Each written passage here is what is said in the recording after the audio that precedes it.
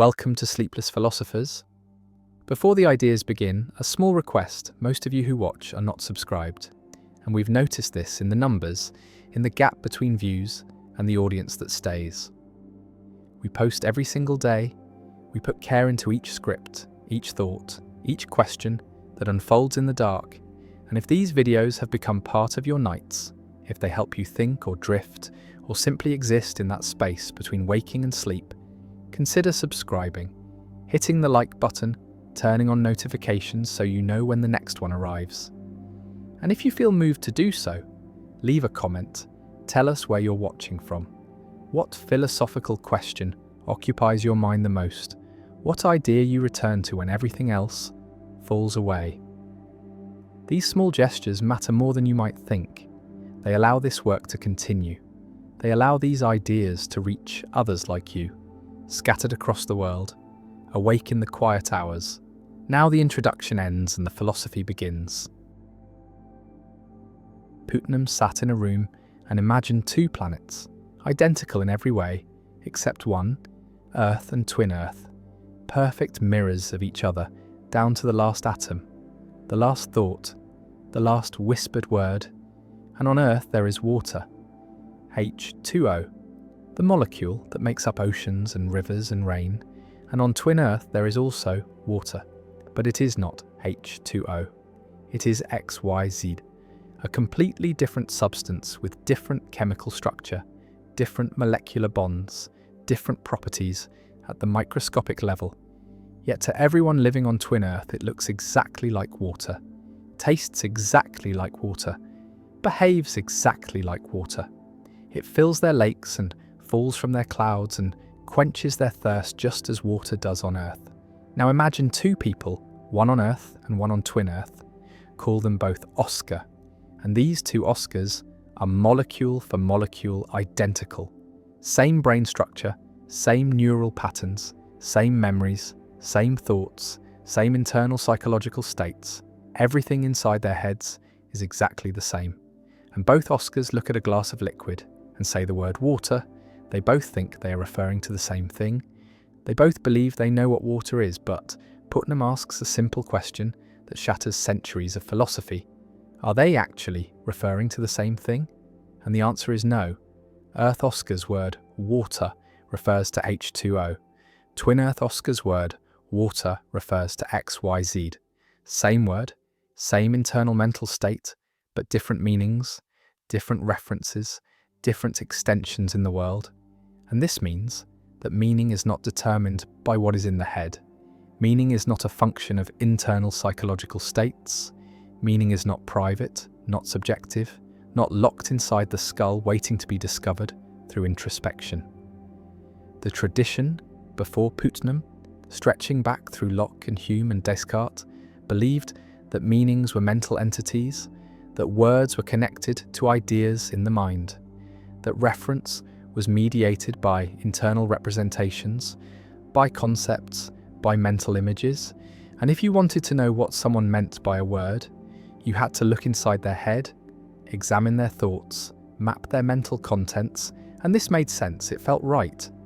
It aligned with the intuition that language is personal, that each person has their own private understanding of words, their own associations, their own mental dictionary. But Putnam showed that this entire picture was wrong, that two people could have identical mental contents and still mean different things by the same word. That meaning reaches beyond the skull, beyond the brain, beyond psychology entirely, into the world itself, into the environment, into the physical and social context that determines what words actually refer to. This is semantic externalism, the view that meanings are not in the head but out in the world. That reference is determined not by internal states but by external relations, by causal connections between words and things, by the history of how a word came to be used, by the community of speakers who share the word, by the natural kinds that exist independently of human thought. And this means that you can be wrong about what you mean. You can use a word your entire life and not know what it really refers to. You can have perfect confidence in your understanding and still be completely mistaken, because meaning is not something you possess. It is something you participate in, something that exists in the space between speakers and world, between language and reality, between words and the things they pick out. Putnam's argument did not stop at twin earth. He pushed further. He talked about the division of linguistic labour, the fact that most people do not know the technical details of what their words refer to. Most people cannot define gold in terms of atomic number, cannot distinguish an elm from a beech, cannot explain what makes aluminum different from molybdenum. Yet they use these words successfully. They refer to these things accurately, and they do so not because they have the right mental contents, but because they are embedded in a community where some people do have the expertise, where metallurgists know about aluminum, where botanists know about elms, where chemists know about gold. And when ordinary speakers use these words, they defer to the experts.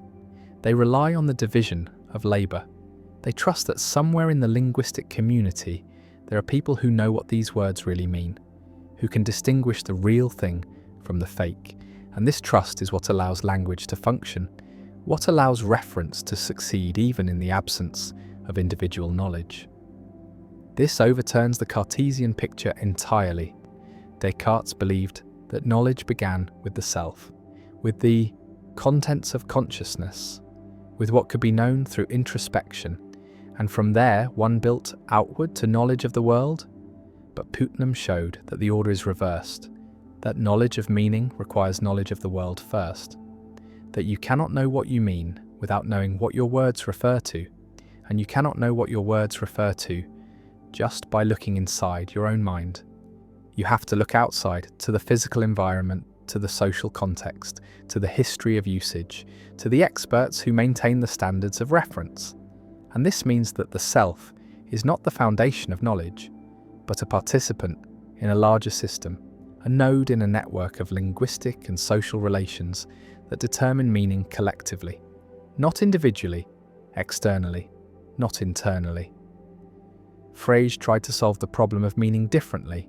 He distinguished between sense and reference, between the mode of presentation and the thing presented, and he believed that sense was in the mind, that it mediated reference, that two people could refer to the same thing through different senses, like the morning star and the evening star, both referring to Venus, and this preserved the idea that meaning had a mental component, that internal states mattered.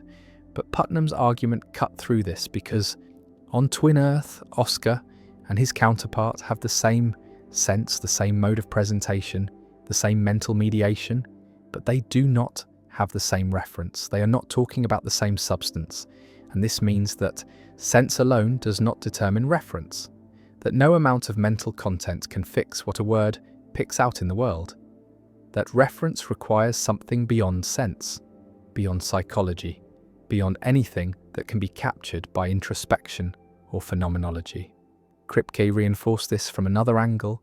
He argued that names and natural kind terms were rigid designators, that they referred to the same thing in all possible worlds, not by virtue of satisfying a description, but by virtue of causal historical chains, that the word water refers to H2O because it was introduced to refer to a certain substance, and that reference was passed down through generations of speakers, through baptism and transmission, through ostension and use. And even if speakers lost track of what the substance was, even if they forgot its chemical composition, even if they developed false beliefs about it, the words still referred to the same thing, because reference is not determined by beliefs but by the causal connection between word and world, by the chain that links current usage back to the original act of naming, back to the moment when the word was first attached to the thing. This has radical implications for psychology, because it means psychology cannot determine reference, cannot tell you what your words mean, cannot give you the extension of your terms just by examining your mental states. And this was a blow to cognitive science, to theories of mind that tried to explain language purely in terms of internal representations, in terms of concepts and mental models and computational processes, because Putnam and Kripke showed that none of this is enough. That meaning leaks out of the head, that it requires the world, requires the community, requires the causal historical context. And without these external factors, there is no meaning at all. Just empty sounds, just syntax without semantics, just symbols shuffling around inside the skull with no connection to reality. Yet people resist this conclusion. They cling to the intuition that they know what they mean, that their words are transparent to them. That meaning is something they possess and control. And this resistance is understandable because semantic externalism is deeply unsettling. It suggests that we are strangers to our own language, that we do not fully understand the words we speak, that meaning is not something we create, but something we inherit, something we are thrown into, something that precedes us and exceeds us and determines what we can say before we even open our mouths. Wittgenstein saw this too, though from a different direction. He argued that meaning is use, that words get their meaning from the language games they are embedded in, from the forms of life that give them context. And he rejected the idea of private language, the idea that meaning could be purely internal, purely subjective, because a private language would have no standards of correctness, no way to distinguish between following a rule and merely thinking one is following a rule. And without standards, there is no meaning, just the illusion of meaning, just the feeling of understanding without actual understanding. And this is why language must be public, why it must be shared, why it requires a community of speakers who can correct each other, who can point out mistakes, who can maintain the norms that make reference possible. Putnam took this further. He showed not just that language is public, but that meaning is not even fully determined by the community, that it reaches beyond the community into the world itself, that natural kind terms like water and gold and tiger refer to whatever has the same underlying nature as the paradigm samples, the same deep structure, the same essential properties, and this means that meaning can outrun knowledge, that a community can use a word correctly even when they have false beliefs about what they are referring to, even when their theories are wrong, even when their understanding is incomplete, because the word latches onto the real essence, the objective structure, the natural kind that exists independently of human thought. And the world itself constrains meaning, corrects mistakes, determines reference in ways that no internal psychological state can capture. This is why Aristotle was not wrong when he talked about water, even though he did not know about molecules, even though his theory of elements was false. He was still referring to H2O because his word water was causally connected to the same substance our word water refers to, because the reference was fixed not by his beliefs, but by the stuff itself, by the samples he pointed to, by the liquid he drank and swam in and observed, and the continuity of reference across theory change, across conceptual revolutions, across the abandonment of entire frameworks, shows that meaning is anchored in the world, not in the mind, that it survives the death of theories because it was never dependent on theories in the first place. But this raises a puzzle. If meaning is not in the head, if psychological states do not determine reference, then what role does the mind play at all? What is psychology supposed to study if not meaning, if not the contents of thought, if not the representations that mediate between language and world? And Putnam's answer is that psychology studies something real. It studies mental states. It studies computational processes. It studies the functional organization of cognition, but it does not study meaning, because meaning is not a psychological phenomenon. It is a semantic phenomenon. It is a relation between words and world, between signs and reference, between language and reality, and this relation is not mediated by anything in the head. It is direct. It is external. It is constituted by causal and social factors that lie beyond the reach of introspection, beyond the scope of neuroscience, beyond the explanatory power of any psychological theory. Fodor resisted this. He wanted to preserve a role for internal content, for narrow content, for something in the head that could do explanatory work, and he argued that even if meaning is wide, even if reference is external, there must be something narrow that explains behaviour, some internal state that mediates between input and output, some mental representation that the cognitive system manipulates. And he tried to carve out a space for psychology by distinguishing between wide content, which depends on the environment, and narrow content, which does not, which is purely internal, purely psychological, purely computational. But this move was always unstable because narrow content turned out to be elusive, hard to define, hard to individuate, hard to see how it could play the explanatory role Fodor wanted it to play. And many philosophers concluded that narrow content was a myth, that there was no such thing, that all content was wide, that meaning was always externalist, always dependent on factors beyond the head, and if psychology wanted to explain behaviour, it would have to appeal to wide content, to states that are individuated by their relations to the environment, to representations that are only representations in virtue of their connections to what they represent. This is deeply counterintuitive, because it means that two people in identical internal states could be thinking different thoughts, could be believing different things, could be referring to different objects, just because they are in different environments, just because their words have different causal histories, just because the world around them is structured differently. And this seems to violate the intuition that mental states are internal, that what you're thinking is determined by what is going on inside your head, that consciousness is private, that the contents of experience are immediately accessible to introspection. But Putnam and Kripke showed that this intuition is wrong, that mental states are not self-intimating, that you can be mistaken about what you're thinking, that the meanings of your thoughts depend on facts about the world that you may not know, that reference is opaque, that you can use words successfully without understanding what they mean, that language works not because speakers have perfect knowledge, but because they are embedded in networks of reference that do the work for them, that connect words to things through mechanisms that operate below the level of consciousness, below the level of intentional control. Burge extended this argument to mental content itself.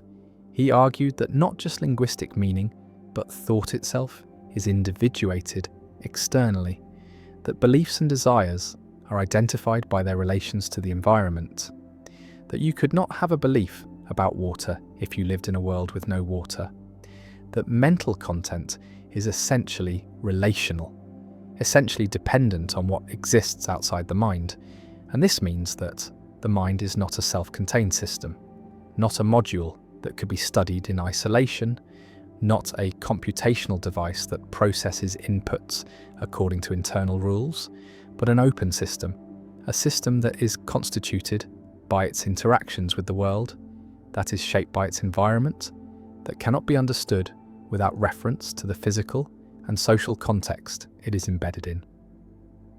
This has implications for artificial intelligence, for the question of whether machines can think, because if meaning is external, if reference depends on causal historical connections, if mental content is individuated by relations to the environment, then a computer program, no matter how sophisticated, cannot have genuine thoughts unless it has the right connections to the world, unless it is embedded in the right kind of causal network, unless it participates in the same linguistic and social practices that give human words their meanings.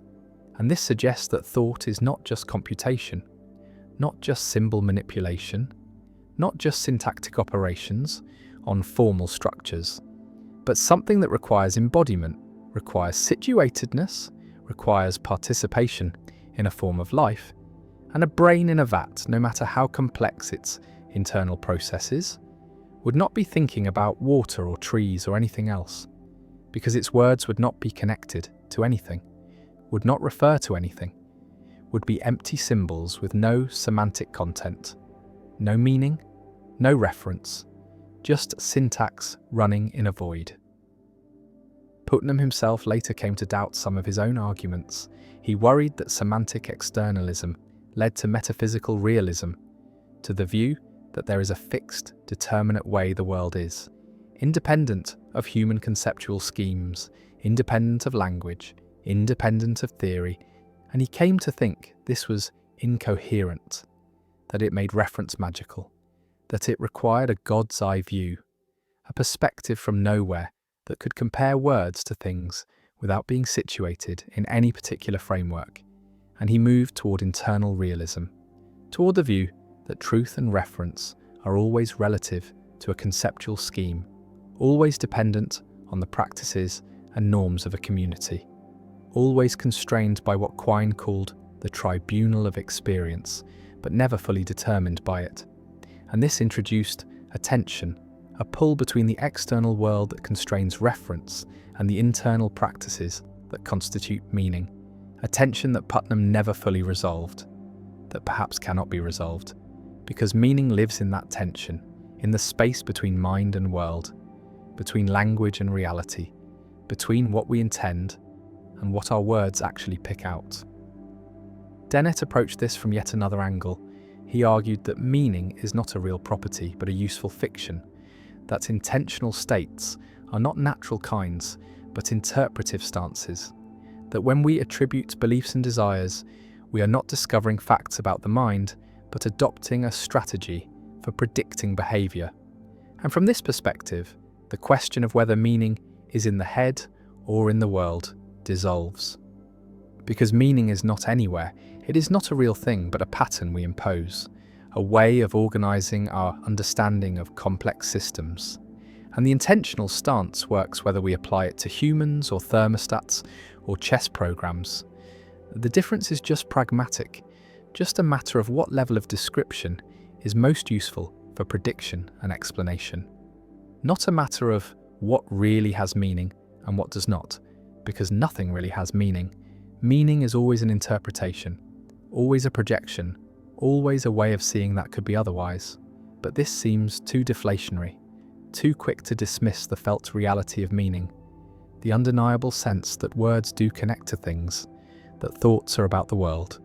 That reference is not just a useful fiction, but a real relation, and even if we cannot fully explain how this relation works, even if semantic externalism leaves gaps and puzzles, it at least takes seriously the intuition that language matters, that what we say makes a difference, that truth is not just coherence within a system, but correspondence with reality, however elusive and problematic that correspondence may be. And to give up on this, to reduce meaning to a mere interpretive stance, feels like giving up on something essential, something worth preserving, even if we cannot fully explain it, even if it leads to paradoxes and tensions that resist resolution. Because the alternative is a world where nothing means anything, where language floats free of reality, where thought is cut loose from the world, and that is a world too empty, too barren, too divorced from lived experience to be acceptable, even if it is theoretically cleaner, even if it avoids the hard problems, even if it makes philosophy easier by making meaning disappear. Power does not distribute evenly, does not spread across populations in equal measure, does not settle into equilibrium where everyone has the same, but instead concentrates, accumulates, forms gradients that are steep, that create hierarchies that are natural, not in the sense of being just, but in the sense of being inevitable, being the default pattern that emerges whenever humans organise, whenever groups form, whenever coordination is needed. And the need for coordination is constant, is the condition of social existence, and coordination requires decision-making, requires that someone decides when decisions cannot be made collectively, when consensus is impossible, when speed is necessary, and the necessity creates the opening for power, creates the opportunity for some to decide for others, and the deciding is power, is the core of it, is the ability to shape outcomes, to determine directions, to control resources, and once this ability concentrates, once some have it more than others, the concentration tends to increase, tends to amplify, tends to create the hierarchies that are visible in every society, every organisation, Every group that persists over time because power reproduces power is self-reinforcing, is creating the conditions that allow more power to accumulate, and the accumulation is not accidental, is not the result of conspiracy, is the natural geometry of social organization, is the shape that power takes when humans interact over time, and the shape is pyramidal, is hierarchical, is arranging people into levels, into ranks, into positions that vary in their access to resources, to decision-making, to influence, and the variation is not small, is not modest, is extreme, is exponential, is creating gaps between levels that are wider than the gaps within levels. And the widest gap is at the top, is between those who have power and those who do not. And those who have power are few, are the minority, are the elite who sit at the apex of the hierarchy. And the apex is narrow, is limited, is only accommodating a small number, because power shared is power diluted, is power threatened, is power that might be challenged, and so those at the top work to maintain their position, work to prevent others from ascending, work to ensure that the hierarchy remains steep, remains stable, remains resistant to change, and the resistance is not passive, is active, is the exercise of power to preserve power, is the use of resources to maintain access to resources, is the employment of influence to prevent the emergence of rival influences, and the employment is continuous, is strategic, is operating at multiple levels, through multiple mechanisms, through the formal and the informal, through the visible and the invisible, through the structures that are explicit and the processes that are hidden, and the hidden is where power is most effective, is where it operates without being seen, without being named, without being recognized as power. Because power that is visible is power that can be challenged, that can be resisted, that can be opposed, but power that is invisible, that operates through assumptions, through norms, through the structures that are taken for granted, is power that is unassailable, is power that reproduces itself without anyone noticing, without anyone objecting, without anyone having the language to describe what is happening. And what is happening is the maintenance of hierarchy through the 1,000 small mechanisms that ensure power stays where it is, that prevent redistribution, that make equality impossible, not just difficult, but structurally impossible, because the system is designed to concentrate power, is organized to funnel resources upward, is arranged to ensure that those at the top remain at the top, and the remaining is not guaranteed by force alone, is not maintained through violence alone, though violence is always available, is always in the background, is the ultimate guarantee of hierarchy. But most of the time force is not needed, is not employed because power has more subtle tools, has mechanisms that operate through consent, through the willing participation of those who are dominated. And the willing is not coerced in the obvious sense, is not forced at gunpoint, is produced through ideology, through the stories that are told about why hierarchy is natural, is necessary, is beneficial. And the beneficial is what those at the top claim, is what they teach, is what they convince others to believe, that hierarchy serves everyone, that power at the top creates order that protects those below, that inequality is the price of stability, of prosperity, of progress, and progress is the mythology that justifies hierarchy, that makes inequality seem temporary, that makes power seem earned, that makes the concentration seem like the result of merit rather than of position. And position is what matters, is what determines outcomes, is what makes some people powerful and others powerless.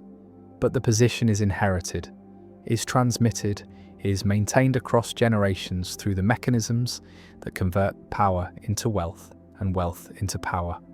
And the conversion is seamless, is automatic, is the way that hierarchy perpetuates itself, that ensures that the children of the powerful are powerful, that the descendants of the elite remain elite, that the system reproduces itself. And the reproduction is not perfect, is not total. There is some mobility, some movement between levels, some stories of ascent that serve to legitimate the system, that create the illusion of meritocracy, that make it seem as though anyone can rise, but the rising is rare, is exceptional, is the exception that proves the rule. And the rule is that power stays where it is, that hierarchy is stable, that the geometry is fixed, and the fixing is not natural in the sense of being inevitable by physics, but is natural in the sense of emerging from the logic of organization, from the mathematics of networks, from the dynamics of accumulation, because power is not zero-sum in the short term, can grow, can expand, can create more power, but in the long term, in the context of limited resources, of finite opportunities, of scarce positions, power is rivalrous, is competed for, is gained by some at the expense of others. And the gaining is easier for those who already have power, is easier from positions of advantage, is following the principle that Matthew identified, that to those who have more will be given, and from those who have little, even what they have will be taken, and the taking is not theft, is not crime, is the normal operation of systems that concentrate power, that funnel resources upward, that ensure that advantage compounds, that success breeds success, that power accumulates and the accumulation is exponential, is accelerating, is creating gaps that widen over time, that make the top more distant from the bottom, that make mobility less possible, that make hierarchy more rigid, more entrenched, more resistant to change. And the resistance is structural, is built into the geometry, is not requiring conspiracy, not requiring explicit coordination, is just the natural result of power protecting itself, of those at the top using their position to maintain their position. And the maintenance is not cynical, is not experienced as exploitation, is justified through ideologies that explain why hierarchy is good, why power deserves to be concentrated, why inequality is natural. And natural is the word that does the work, is the justification, is the claim that hierarchy is not created by humans, but is discovered in nature, is visible in animals, in the dominance hierarchies that primates form, that wolves form, that even chickens form, and the forming is instinctive, is biological, is the way that evolution has shaped social species. And if it is natural, then it is not unjust, is not wrong, is simply the way things are, and the way things are is the most powerful justification, is the argument that requires no argument, is the appeal to inevitability, to necessity, to the claim that hierarchy cannot be otherwise. And the cannot is false, is ideological, is the masking of choice as fate, is the presentation of arrangement as nature. Because hierarchies are arrangements, are geometries that are created, that are maintained, that are enforced, and the enforcement is continuous, is requiring effort, is revealing that the naturalness is myth, is story, is the cover for power, for the exercise of domination, for the structuring of society in ways that benefit the top at the expense of the bottom. And the bottom is where most people are, is the base of the pyramid, is the many who support the few, who generate the resources that are concentrated at the apex, who do the work that creates the wealth that flows upward. And the flowing is not natural, but is designed, is structured through laws, through institutions, through the mechanisms that extract value from the many and deliver it to the few. And the delivery is called profit, is called return, is called the reward for capital, for ownership, for the position of controlling resources. And control is power, is the core of it, is the ability to decide how resources are used, who benefits, who is excluded, and the exclusion is the mechanism, is how hierarchy maintains itself, is how power reproduces power, because access is limited, is restricted, is controlled by those who already have access. And access to what? To opportunities, to resources, to the positions that confer power. And the conferring is not automatic, is not open, is requiring credentials, requiring connections, requiring the social capital that comes from position. And position is inherited, is transmitted, is the thing that makes hierarchy stable, that prevents mobility, that ensures that the geometry remains fixed. And the fixed is what those at the top want, is what they work to maintain, is what they defend through the mechanisms that are both overt and covert, that operate through law and through culture, through institutions and through norms, through the structures that are formal and the processes that are informal. And the informal is where much of the work happens, is where power operates most effectively, through networks, through relationships, through the soft power that is harder to see, harder to challenge, harder to dismantle than the hard power of force, of law, of explicit command, because soft power operates through influence, through persuasion, through the shaping of desires and beliefs, through the creation of consent. And consent is what makes hierarchy stable, is what allows domination without constant coercion, is what Gramsci called hegemony, is the condition where the dominated accept their domination, where the powerless believe in the legitimacy of power, where the hierarchy seems natural, seems right, seems like the way things should be, and the should is the achievement, is the conversion of power into authority, of domination into legitimacy, of hierarchy into order. And order is what power promises, is what it delivers, is the stability that comes from everyone knowing their place, accepting their rank, performing their role. And the performing is not resisted, because resistance seems pointless, seems impossible, seems like challenging nature itself.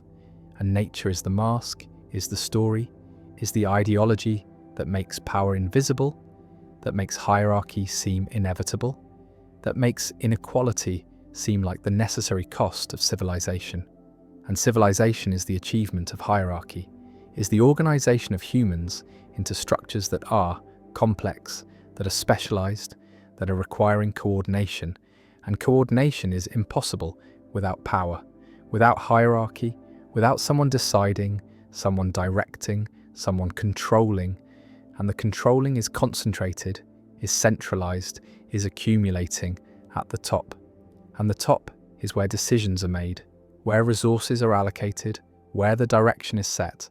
And the setting is not democratic, is not collective, is not reflecting the will of the many, but is reflecting the interests of the few, of those who have power, of those who sit at the apex.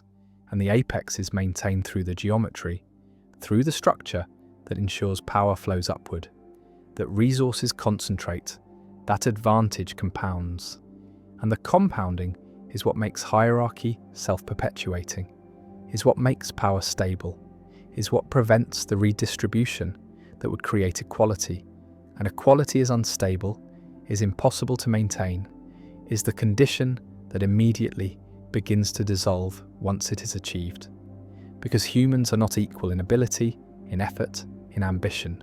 And these differences, even small differences, compound over time, create advantages, create positions, create the beginnings of hierarchy. And once hierarchy begins, it accelerates, it amplifies, it creates the geometry that is inevitable. That is natural, not because it is good, but because it is the pattern that emerges from the mathematics of accumulation, from the logic of networks, from the dynamics of power. And power, seeks to grow, seeks to concentrate. And the concentration is resisted, is challenged, is fought against by those who are excluded, by those who are dominated, by those who suffer under hierarchy. But the resistance is difficult, is requiring coordination, is requiring resources, is requiring power. And power is what the powerless lack, is what they're excluded from, is what makes resistance so difficult, so costly, so often unsuccessful. And the unsuccessful is what history shows, is what the record demonstrates, is the pattern of hierarchies rising and falling, but never disappearing, never being replaced by equality, only being replaced by new hierarchies, by new elites, by new concentrations of power that reproduce the geometry, that maintain the structure, that ensure that power remains concentrated, that hierarchy remains the default, remains the pattern, remains the inevitable outcome of human organization. And the organization is what creates power, is what makes hierarchy necessary, or seems to make it necessary. Because organization requires coordination, and coordination requires decision-making, and decision-making requires power. And power is what? Some have and others do not. And those who have it work to keep it, work to grow it, work to pass it on. And the passing on is inheritance, is the mechanism of reproduction, is what makes hierarchy stable across time.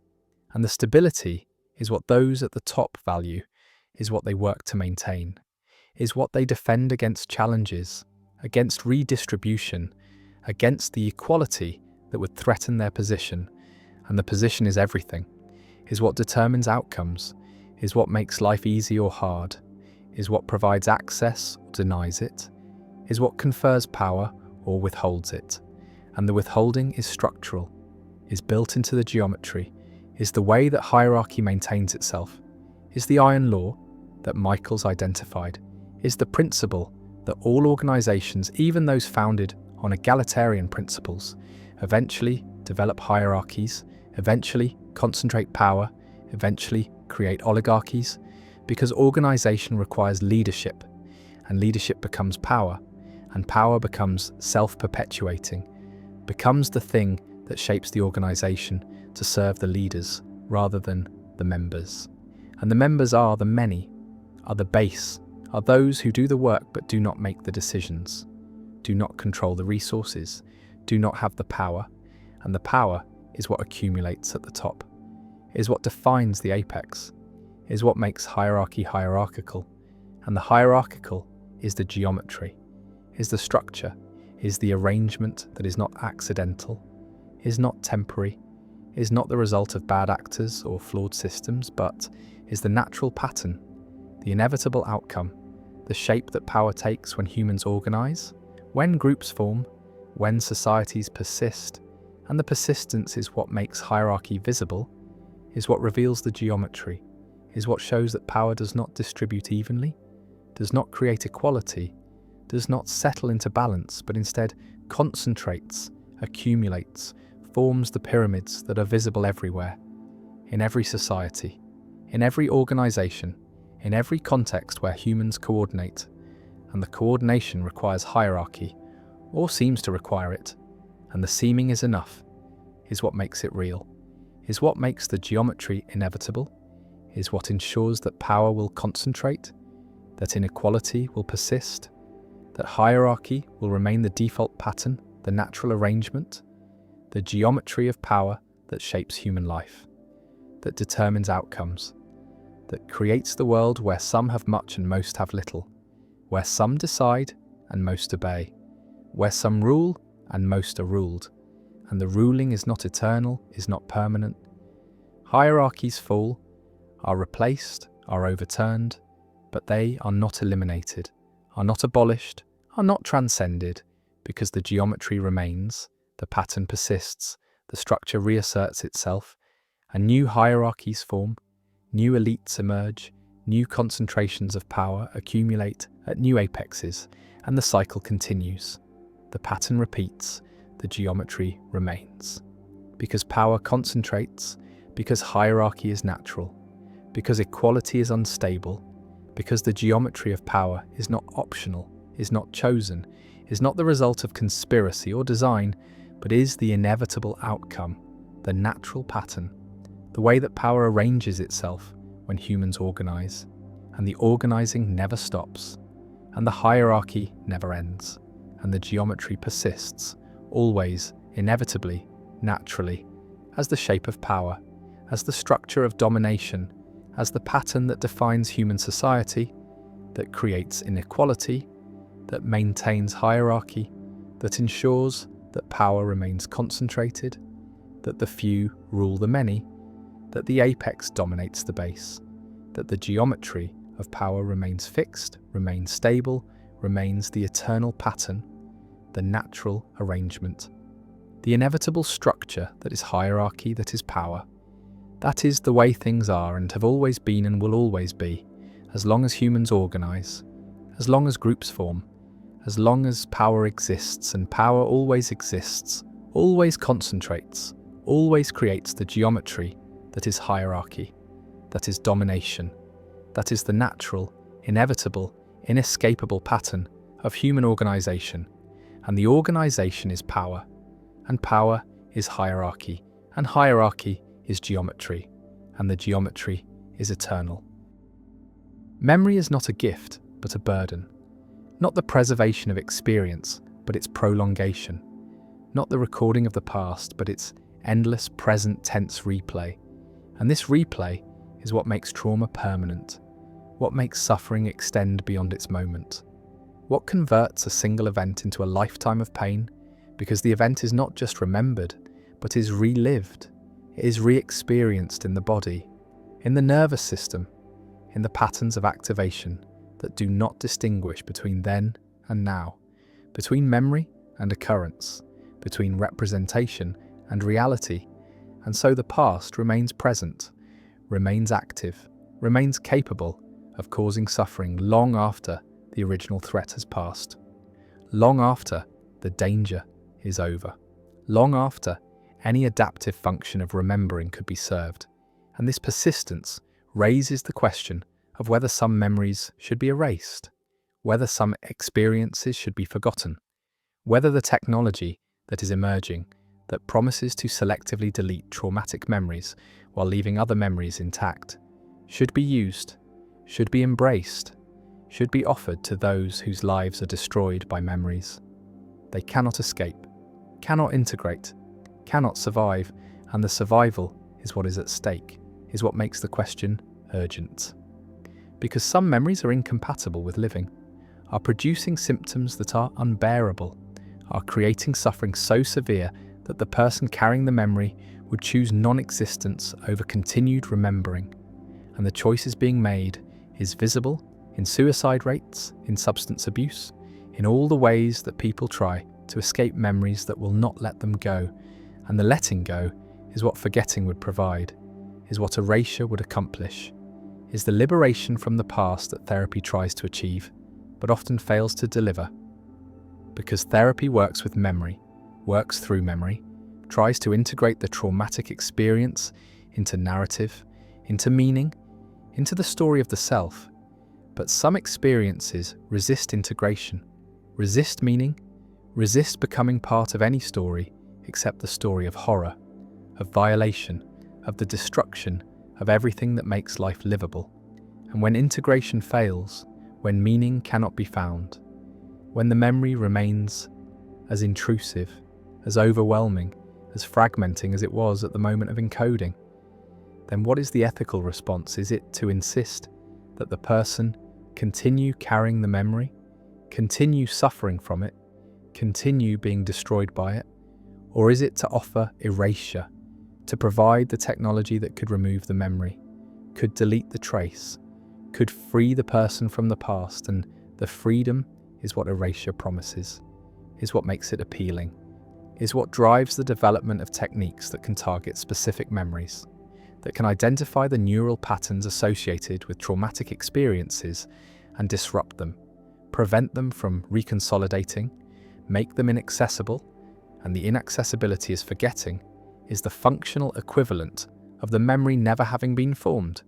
And if the memory was never formed, then the trauma never happened. Not in the sense that the event did not occur, but in the sense that it is not remembered, is not present, is not continuing to shape experience. And the shaping is what memory does, is how the past influences the present. And if the influence is removed, then the past is effectively erased, is no longer part of the person's life, is no longer determining their responses, their possibilities, their sense of who they are.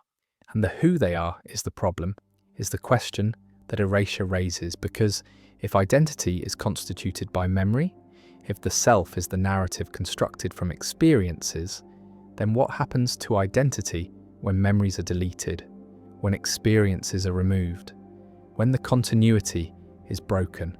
And the continuity is what makes the self feel stable, feel coherent, feel like the same person over time. And if memories are erased, then the person who emerges is not the same person, is someone different, is someone who did not have those experiences, who was not shaped by that trauma, who does not carry that pain. And this difference is what makes erasure controversial, is what raises the ethical question of whether it is right to change someone's identity, to make them into someone else, even if that someone else would suffer less, would function better, would have a life that is livable, because the life that is livable is not the life of the person who chose erasure, is the life of a different person, a person who is created by the deletion of memory. And creation through deletion is strange, is unsettling, is raising questions about what it means to be the same person, what continuity consists of, what identity requires, and the requirements are not clear, are disputed, are the subject of philosophical debate that has no resolution, because some theories say that identity requires psychological continuity, requires that there be a chain of memories connecting present self to past self, and if that chain is broken, if memories are deleted, then continuity is lost, identity is disrupted.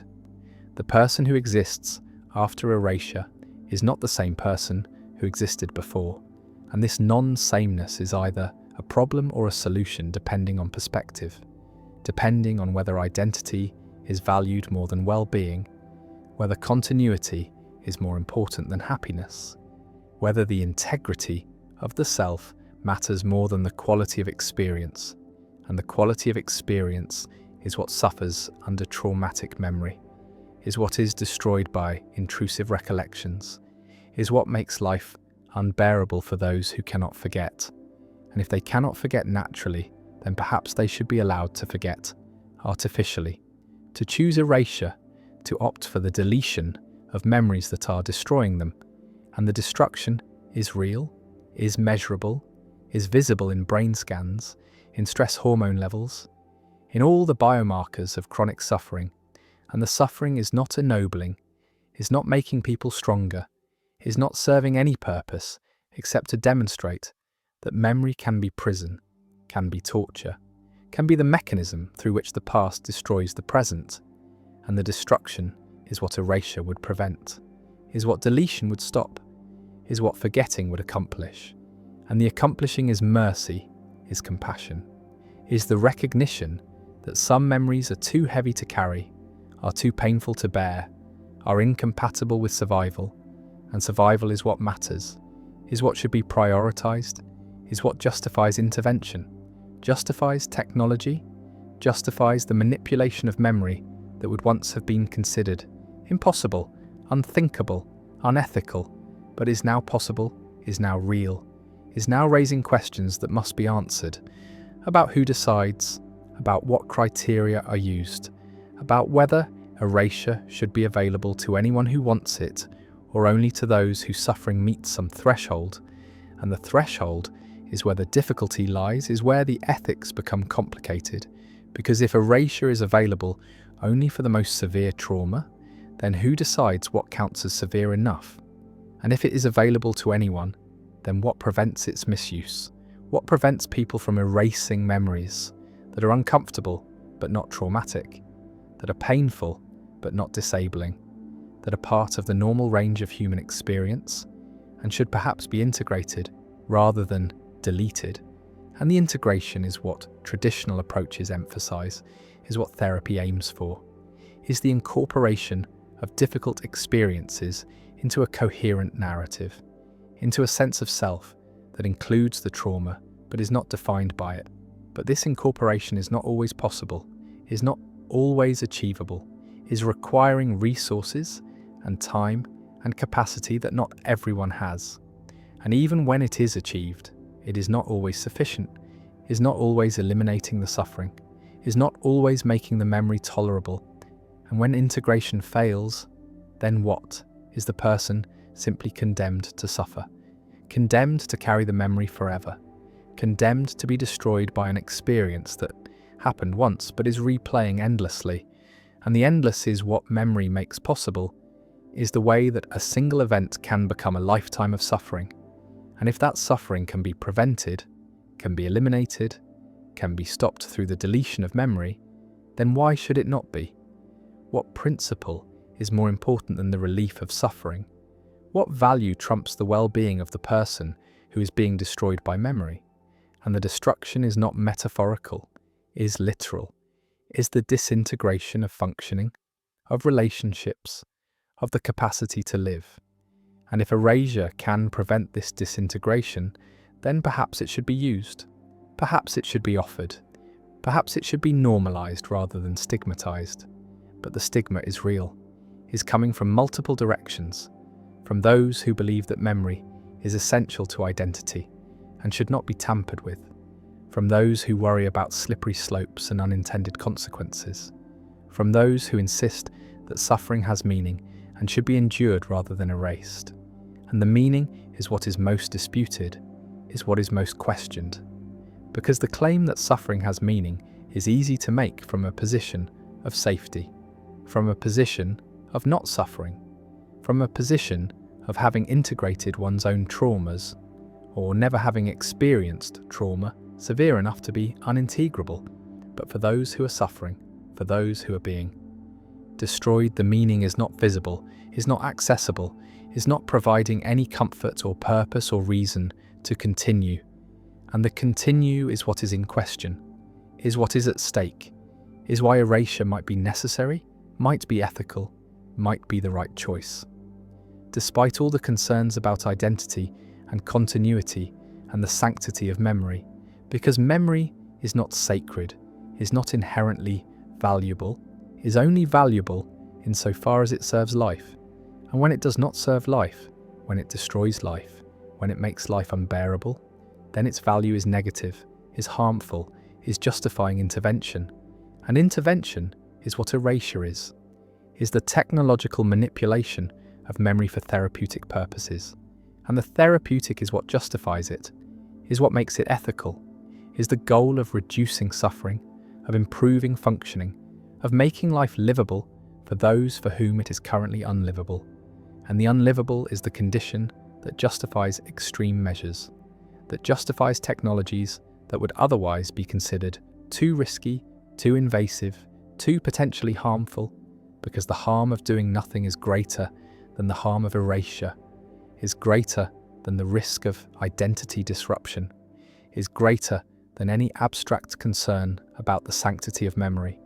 And the sanctity is the appeal to tradition, is the insistence that things should be done the way they have always been done, that memory should not be manipulated, that the past should be accepted rather than edited.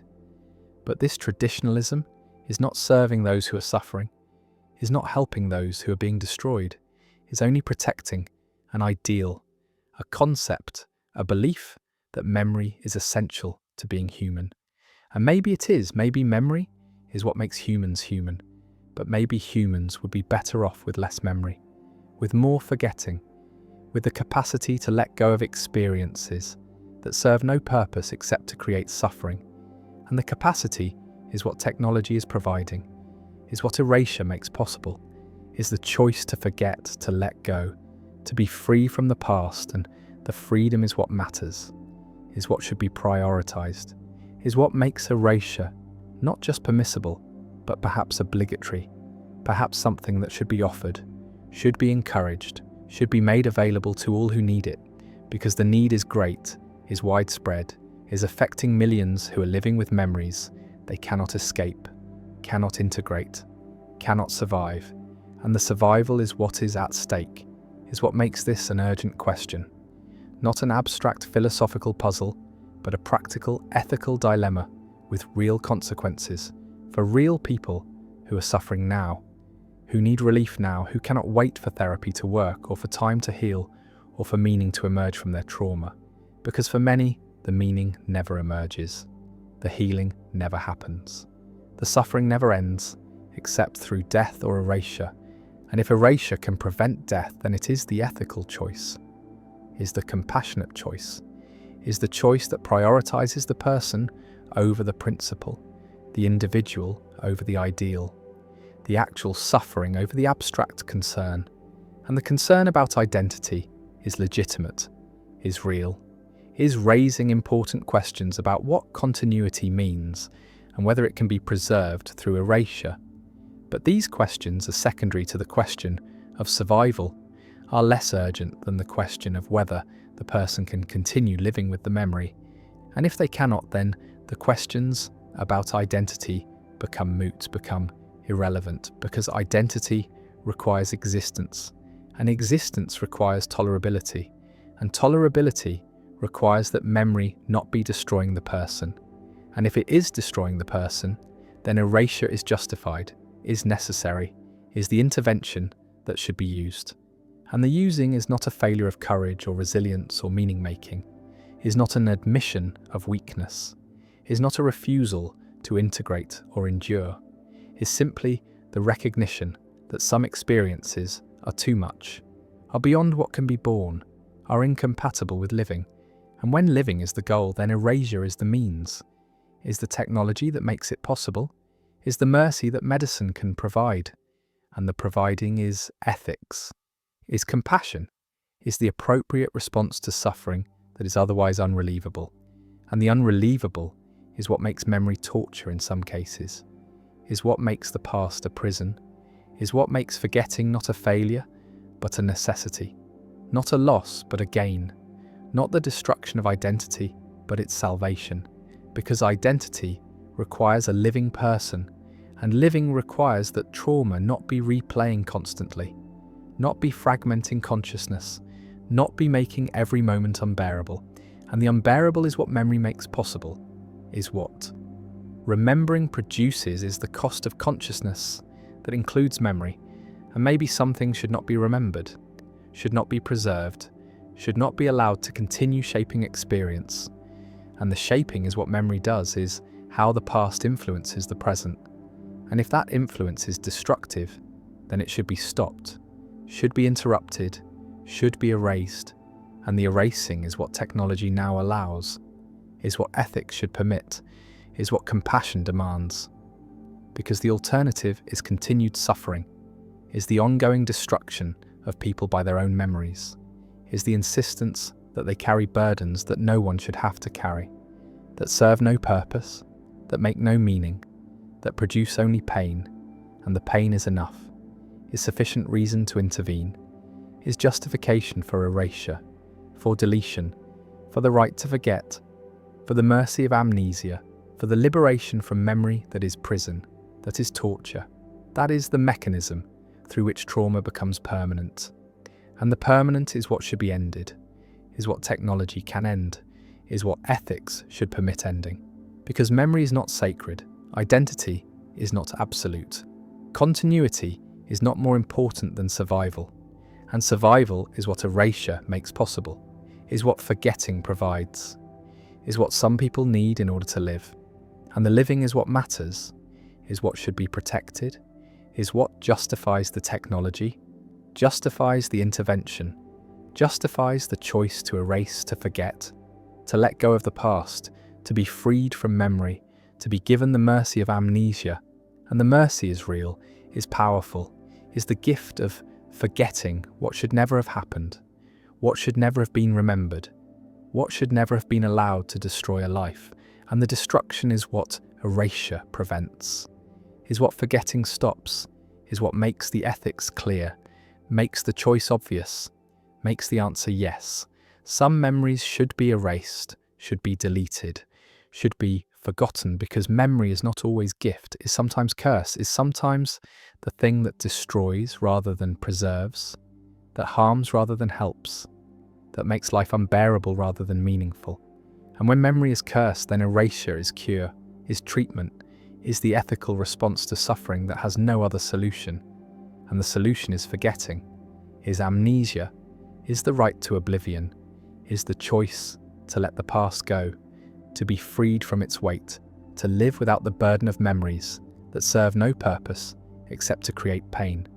And the pain is enough, is reason enough, is justification enough for erasure, for deletion, for the technology that makes forgetting possible, that makes mercy achievable, that makes liberation from memory real. And the real is what matters, is what should guide ethics, is what should determine whether erasure is used, and the determination is clear, is obvious, is yes, for those who need it, for those who are suffering, for those whose memories are destroying them. Erasure should be available, should be offered, should be used, because memory is not sacred, suffering is not meaningful.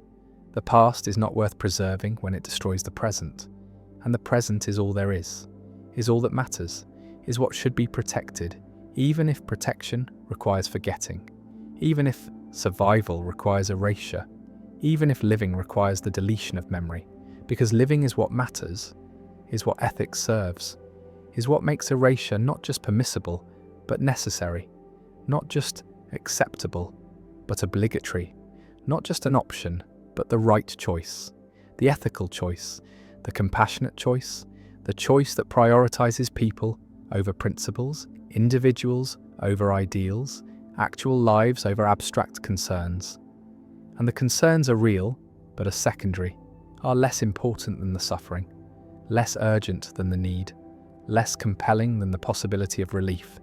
And the relief is what erasure provides, is what forgetting offers, is what amnesia delivers, and the delivery is mercy, is compassion, is ethics in action, is the appropriate response to suffering that can be prevented, to pain that can be stopped, to memories that can be erased, and should be erased, and will be erased, because the technology exists, because the need is real, because the suffering is unbearable, and the unbearable should not be borne when it can be lifted, when it can be removed, when it can be erased. And the erasing is not loss but gain, not harm but healing, not destruction but salvation, not the end of identity but its continuation.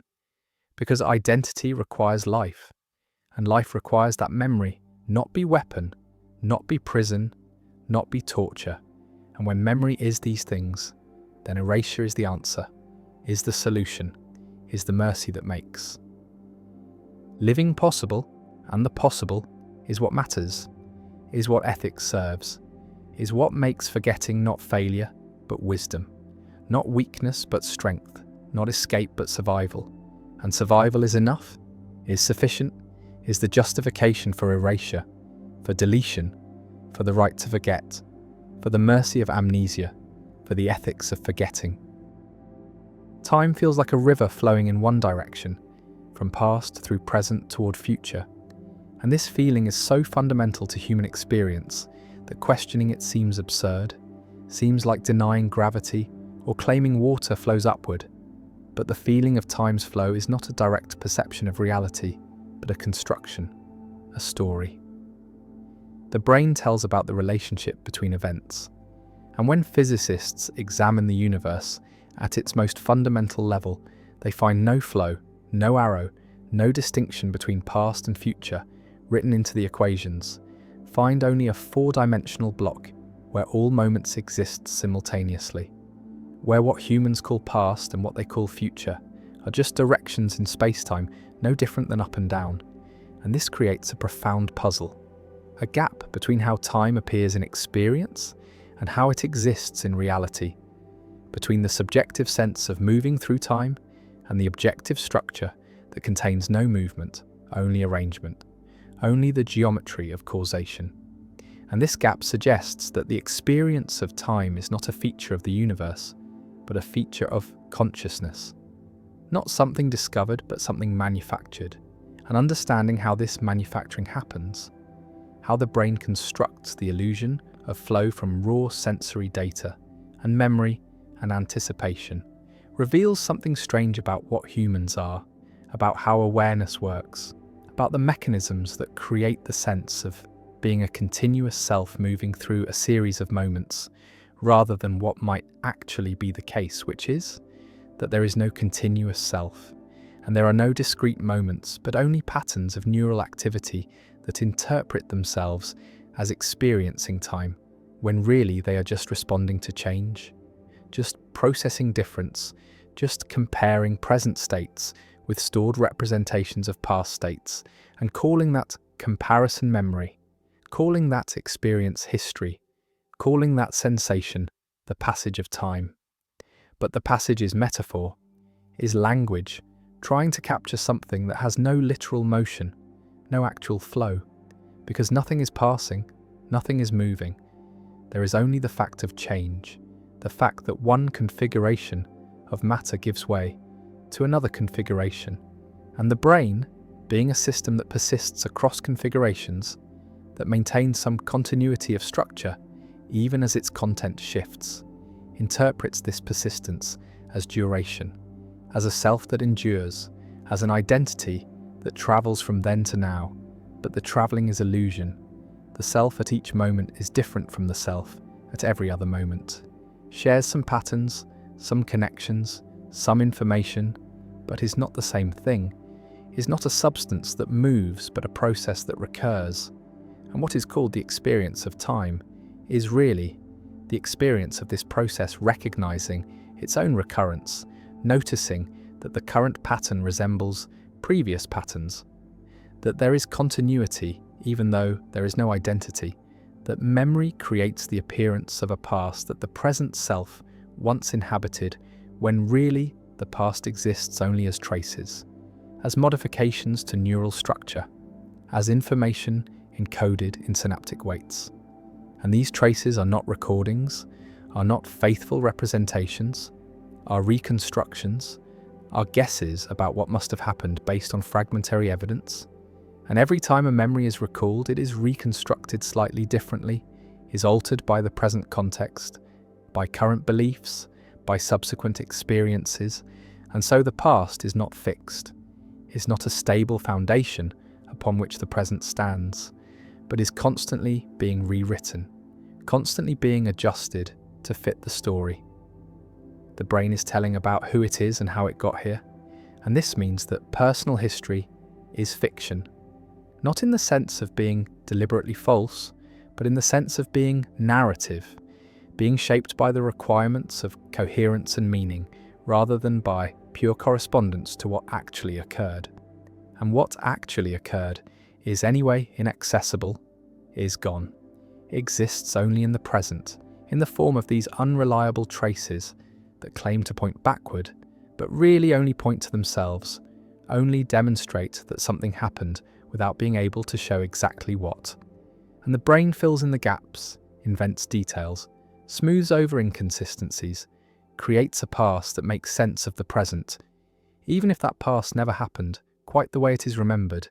And people are completely unaware of this invention, completely convinced that memory is retrieval, that remembering is like playing back a recording, when really it is more like improvising a story based on a few key words, more like confabulation than documentation, and the implications are vertiginous, because if the past is unreliable, then what is the present based on? What is the foundation of identity? If history is malleable, what does it mean to be the same person over time, if the time itself is constructed, and the person at each moment is different, and the memories connecting them are fabricated? And perhaps the answer is that there is no foundation, no solid ground, no identity in the sense of something that persists unchanged, only the process of identification, the act of claiming continuity, the narrative that says, I am the one who did that, who experienced this, who will do something else tomorrow. And this narrative is not true or false, but functional, is a tool the brain uses to coordinate behavior across time, to plan, to learn, to maintain social relationships. Because others expect continuity, expect that the person they met yesterday will be recognizably the same person today. And so the brain provides that continuity, constructs that sameness, even though at the level of neurons and molecules, there is constant flux, constant replacement, constant change.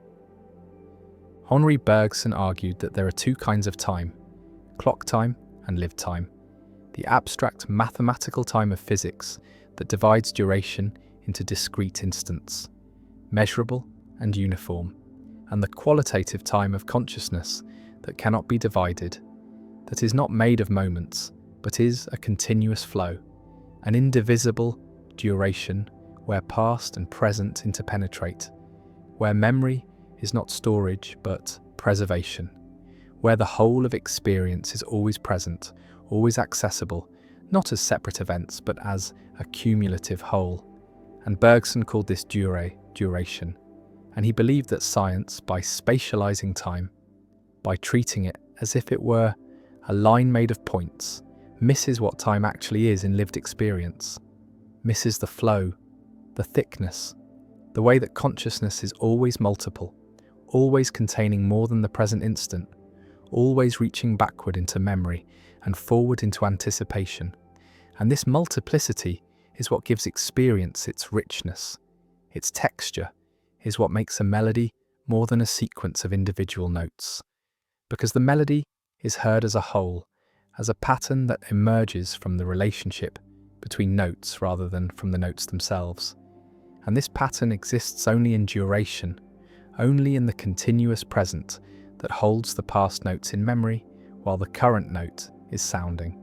And without this duration, there would be no music, no meaning, no connection between moments, just isolated sensations with no relationship. And Bergson believed that the brain does not produce consciousness, but limits it, filters it, reduces the totality of duration to the narrow slice that is relevant for action, for survival, for navigating the practical demands of living in a body. And what is called the present moment is really just this filtered slice, this pragmatic selection from the fullness of time and different states of consciousness. Different drugs, different practices can alter the filter, can expand the present, can make it thicker or thinner, can change how much of the past is felt to be co-present with the now. And this variability shows that the present is not a fixed instant, but a flexible window, a span that can be adjusted. And what determines the adjustment is not the external world, but the internal state. The brain's current configuration, its chemical balance, its attentional focus. And so the experience of time is not a passive registration of external temporal facts, but an active construction that varies with the observer, that is different for different species, different for different individuals, different even for the same individual in different circumstances. And this relativity of subjective time is separate from the relativity of physics, is about consciousness rather than space-time, is about how duration is experienced rather than how it is measured.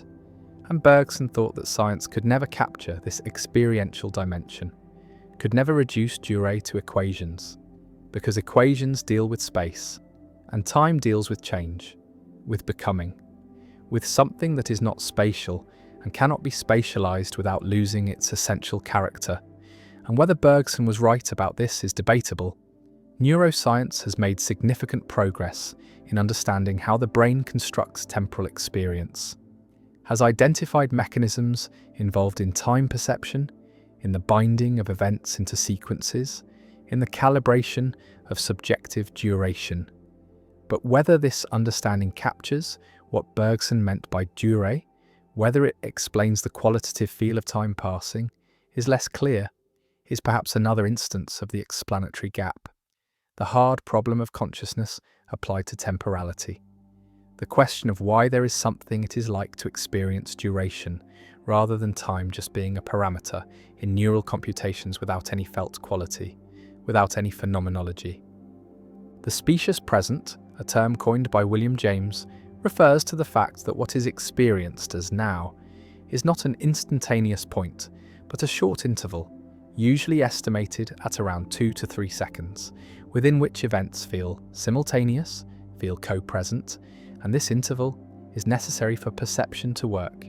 Because if the present were truly instantaneous, if it had no duration, then there could be no perception of motion, no perception of change, no perception of anything except static snapshots, with no connection between them. And so the brain creates a window, a moving window that slides along the timeline, integrating information from the immediate past with information from the present instant. And within this window, there is no sense of before and after. Everything feels like it is happening now. And only when events fall outside the window do they become past, become memory, rather than perception. And the edges of this window are not sharp, are not clearly defined.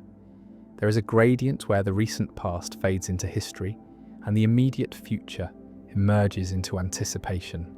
And this fuzziness is why temporal order judgments are difficult, why people often cannot tell which of two closely spaced events occurred first, why the subjective sequence of events can differ from the objective sequence.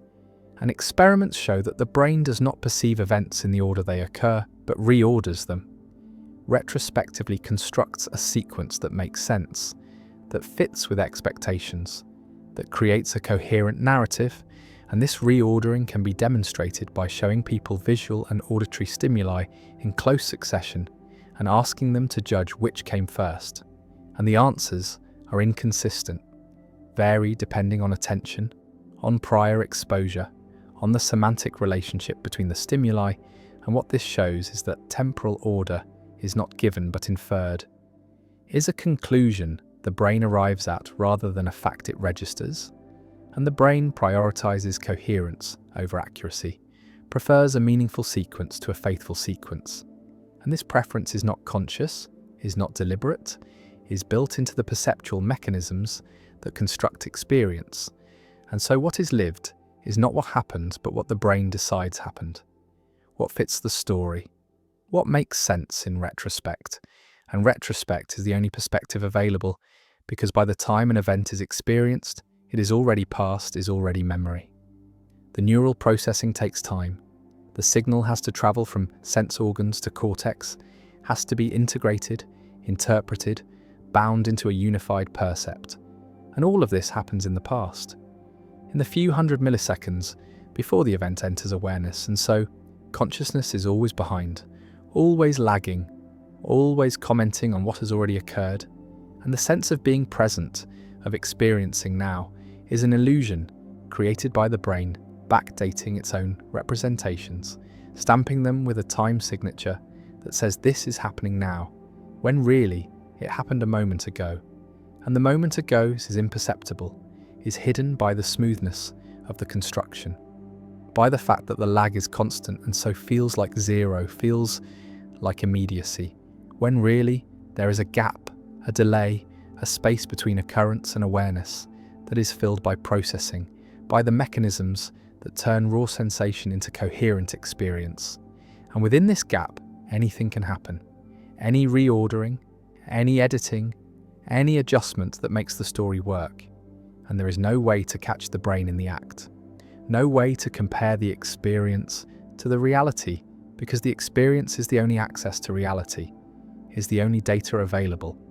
And so the illusion is perfect, is undetectable from within, can only be inferred from indirect evidence, from experiments that catch the brain making mistakes, from situations where the constructed sequence contradicts the known sequence, and these situations are rare, require careful setup, because most of the time the construction is accurate enough, is close enough to the actual order of events, that no discrepancy is noticed, no problem arises, and this is what the mechanisms are optimized for. Not perfect accuracy, but sufficient accuracy, good enough to navigate the world, to avoid predators, to catch prey, to coordinate action with perception. And beyond that threshold, there is no selective pressure, no reason for the system to be more precise, and so it is not. And the sloppiness is revealed only in edge cases, only when looked for, only when the philosopher or the neuroscientist designs experiments to probe the boundaries of temporal perception and discovers that the boundaries are not where common sense suggests they should be. Memory is not storage but transformation, not preservation but reconstruction, and every act of remembering changes what is remembered, alters the trace, modifies the engram, and this modification is not corruption, is not failure, is the way memory is supposed to work, because the function of memory is not to record the past but to inform the future, to extract patterns from experience that will be useful later, to generalize, to abstract, to create rules and heuristics that apply across situations. And this requires flexibility, requires that memories be updated when new information arrives, when context changes, when the significance of an event is reinterpreted in light of subsequent experience. And so memory is always current, is always reflecting the present state of understanding. And this is why eyewitness testimony is unreliable, why people can be completely confident in memories that are completely false, why families argue about what happened because each member remembers it differently, and each is certain their version is correct, and all of them are wrong. All of them are remembering not the event, but the last time they remembered the event, and each remembering leaves a new trace, slightly different from the previous trace, and over time the memory drifts, diverges from what actually happened, and there is no original to compare it to, no master copy that remains unchanged. The first encoding is itself an interpretation, is already shaped by attention, by expectation, by emotion, by all the factors that determine what gets noticed and what gets ignored. And so from the beginning, memory is selective, is partial, is biased, and every subsequent recall adds another layer of bias, another round of reconstruction. And what remains after years is often more fiction than fact, is a story that has been told and retold so many times that it has taken on a life of its own, has become part of identity, part of the narrative of who I am and where I came from. And this narrative is precious, is defended against contradiction, is maintained even in the face of evidence, because it is not just information, is not just data, is meaning, is the framework through which life makes sense, and threatening the memory is threatening the self, is suggesting that the person is not who they think they are, that the past they rely on is unreliable. And most people cannot tolerate this suggestion, reject it, become angry, double down on their version. And this rigidity is not stubbornness, but self-protection, is the mind defending its coherence, maintaining its integrity against fragmenting forces, and the alternative, accepting that memory is unreliable, that the past is uncertain, that identity is built on sand, is too destabilizing for most, is a kind of epistemological vertigo that threatens to dissolve the ground beneath everything. And so the illusion is maintained, the confidence is preserved, the memory is trusted even though it should not be. And life continues on this foundation of useful fictions, of pragmatic falsehoods, of stories that are not true but are necessary. And perhaps truth is not the right criterion. Perhaps what matters is not whether the memory corresponds to what happened, but whether it serves the present, whether it helps navigate current challenges, whether it contributes to functioning. And by that standard, most memories are good enough, are functional, even if they are not accurate, even if they are inventions, even if the past they depict never existed except in the retrospective construction that claims to be reporting it. And this is the deepest illusion of time, not that it flows or that the present is specious or that duration is constructed, but that there is a past at all, that history is something that happened rather than something that is happening now, in the present, in the act of remembering, in the process of telling the story. And the past that is remembered is not behind, is not earlier, is right here, is present, is part of the current configuration of neural states. And saying it is past is just a way of talking about certain kinds of present states, the ones that claim to refer to earlier configurations. But the earlier configurations are gone, do not exist, cannot be accessed, and what remains is only the claim, only the reference, only the trace that says, this is a memory, this is about then, but the saying is happening now is present. And so the past collapses into the present, is revealed to be a mode of present experience rather than a separate domain. And if the past is present, then the future is too, is also a mode of current experience. The anticipation, the planning, the fear and hope and expectation that constitute futurity, and these are present states as well, are neural activity happening now that interprets itself as being about later. But the later never comes, never is experienced, because when it arrives it is now, is present, and the present is all there ever is the only time that exists, and the flow of time from past through present to future is a story told within the eternal now, is a way of organizing experience, of making sense of change, of creating narrative continuity across discontinuous moments. But the moments are not discontinuous, are not separate, because separation requires time. And time is what is being constructed, is the product, not the container, is what emerges from the activity of brains, not what brains exist within. And this inversion, this recognition that time is inside rather than outside, that temporality is a feature of consciousness rather than a feature of the universe, changes everything, makes the question not what time is but how time is made, not when things happen, but how happening is experienced, not whether the past is real, but what reality means when applied to something that exists only as a present claim about a vanished state. And these questions have no final answers, have only perspectives, only frameworks, only ways of talking that are more or less useful depending on context, depending on purpose. And the illusion of linear time is useful, is necessary for planning, for learning, for maintaining the fiction of personal identity that makes social life possible.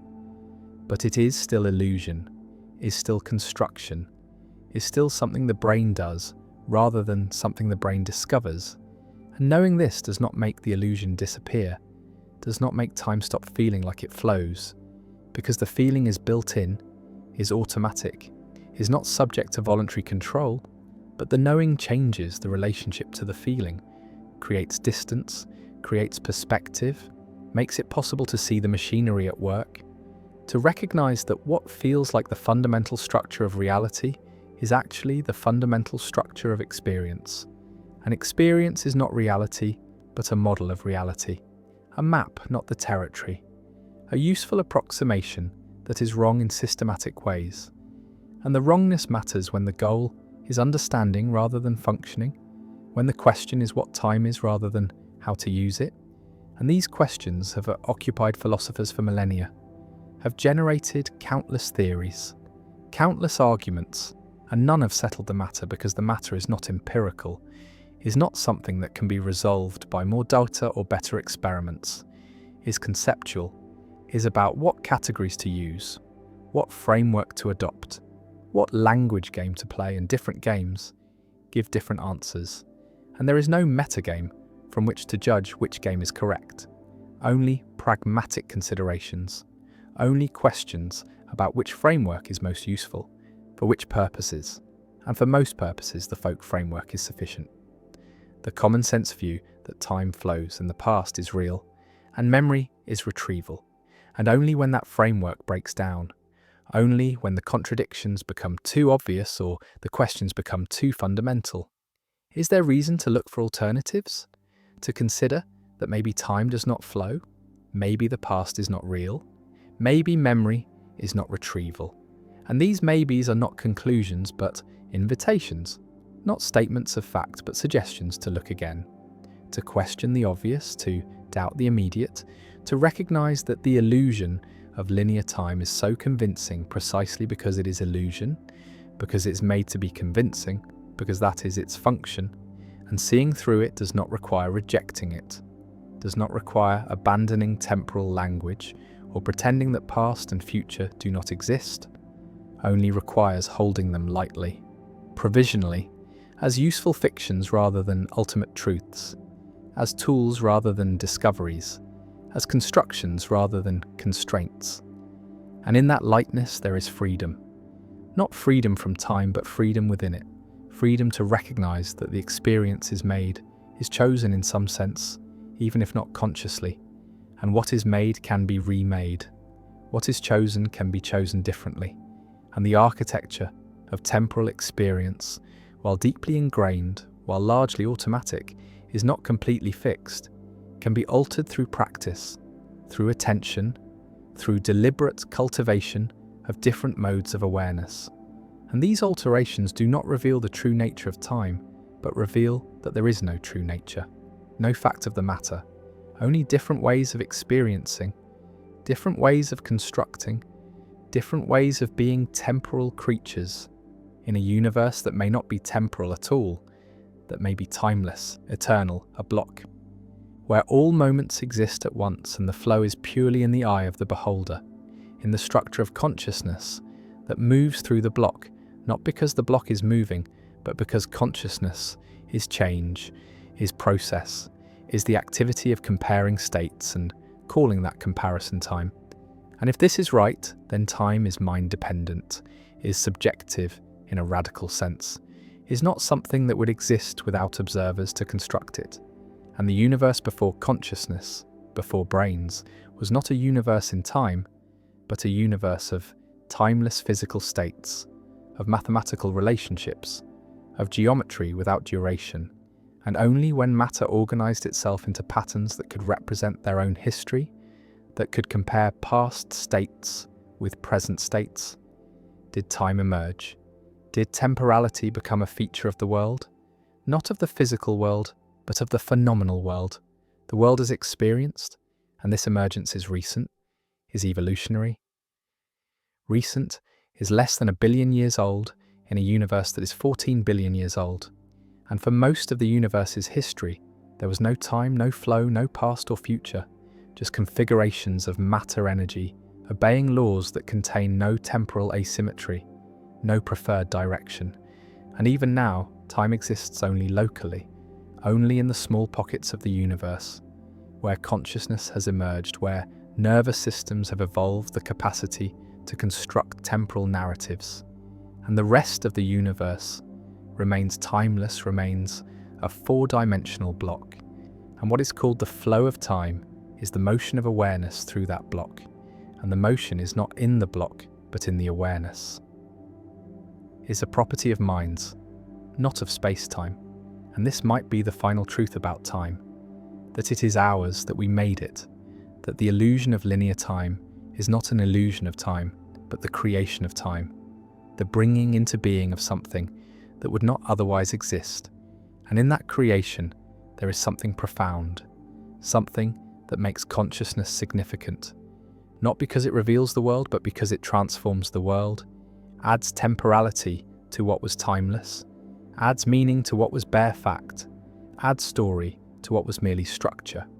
And whether this addition is valuable, whether time is something worth creating, is a question each moment must answer for itself, right here in this specious present that claims to be flowing, but is really just being, just the fact of awareness watching itself and calling that watching time.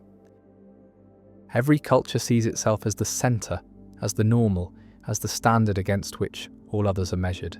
And this seeing is not perception, but is construction, is not discovery, but is projection, is the way that collective consciousness creates a mirror that reflects not what is there, but what needs to be there, what the culture needs to believe about itself in order to maintain coherence, to justify its existence, to explain why it is the way it is and why that way is right, is natural, is superior to the ways of others. And the superiority is not argued, but is assumed, is the unexamined premise that underlies all cultural self-understanding, is the narcissism that is not individual, but is collective, is the belief that we are special, are chosen, are exceptional, and the exceptional is what every culture believes about itself, is the myth that every nation tells, is the story that makes the culture cohere, that gives members a sense of belonging, of pride, of being part of something that matters. And the mattering is created through the mirror, through the reflection that shows not reality, but idealization. Not what is, but what is imagined. Not the truth, but the narrative. And the narrative is selective, is editing out what does not fit, is highlighting what confirms, is creating the image that the culture wants to see, needs to see, must see in order to function. And the functioning requires this distortion, requires this narcissism, because without it the culture would have to confront its ordinariness, its contingency, its lack of cosmic significance. And the lack is unbearable, is threatening to the collective sense of worth, is undermining the pride that holds the group together. And so the mirror is maintained, is polished, is defended against any reflection that might show something different, something less flattering, something true. And the truth is, what the mirror hides is what the distortion prevents, is what the narcissism protects against. Because the truth is that every culture is just one culture among many, is not special, is not chosen, is not superior, is just a particular arrangement of customs and beliefs and practices that happen to emerge in a particular place at a particular time. And that could have been otherwise.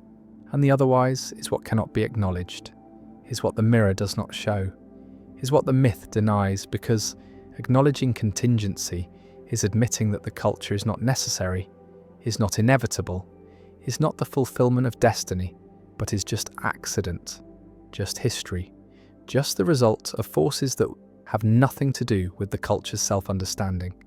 And the self-understanding is what the mirror creates, is what the myth provides, is the story that makes the culture make sense, that explains why things are the way they are, that justifies the structures, the hierarchies, the inequalities that characterize every culture.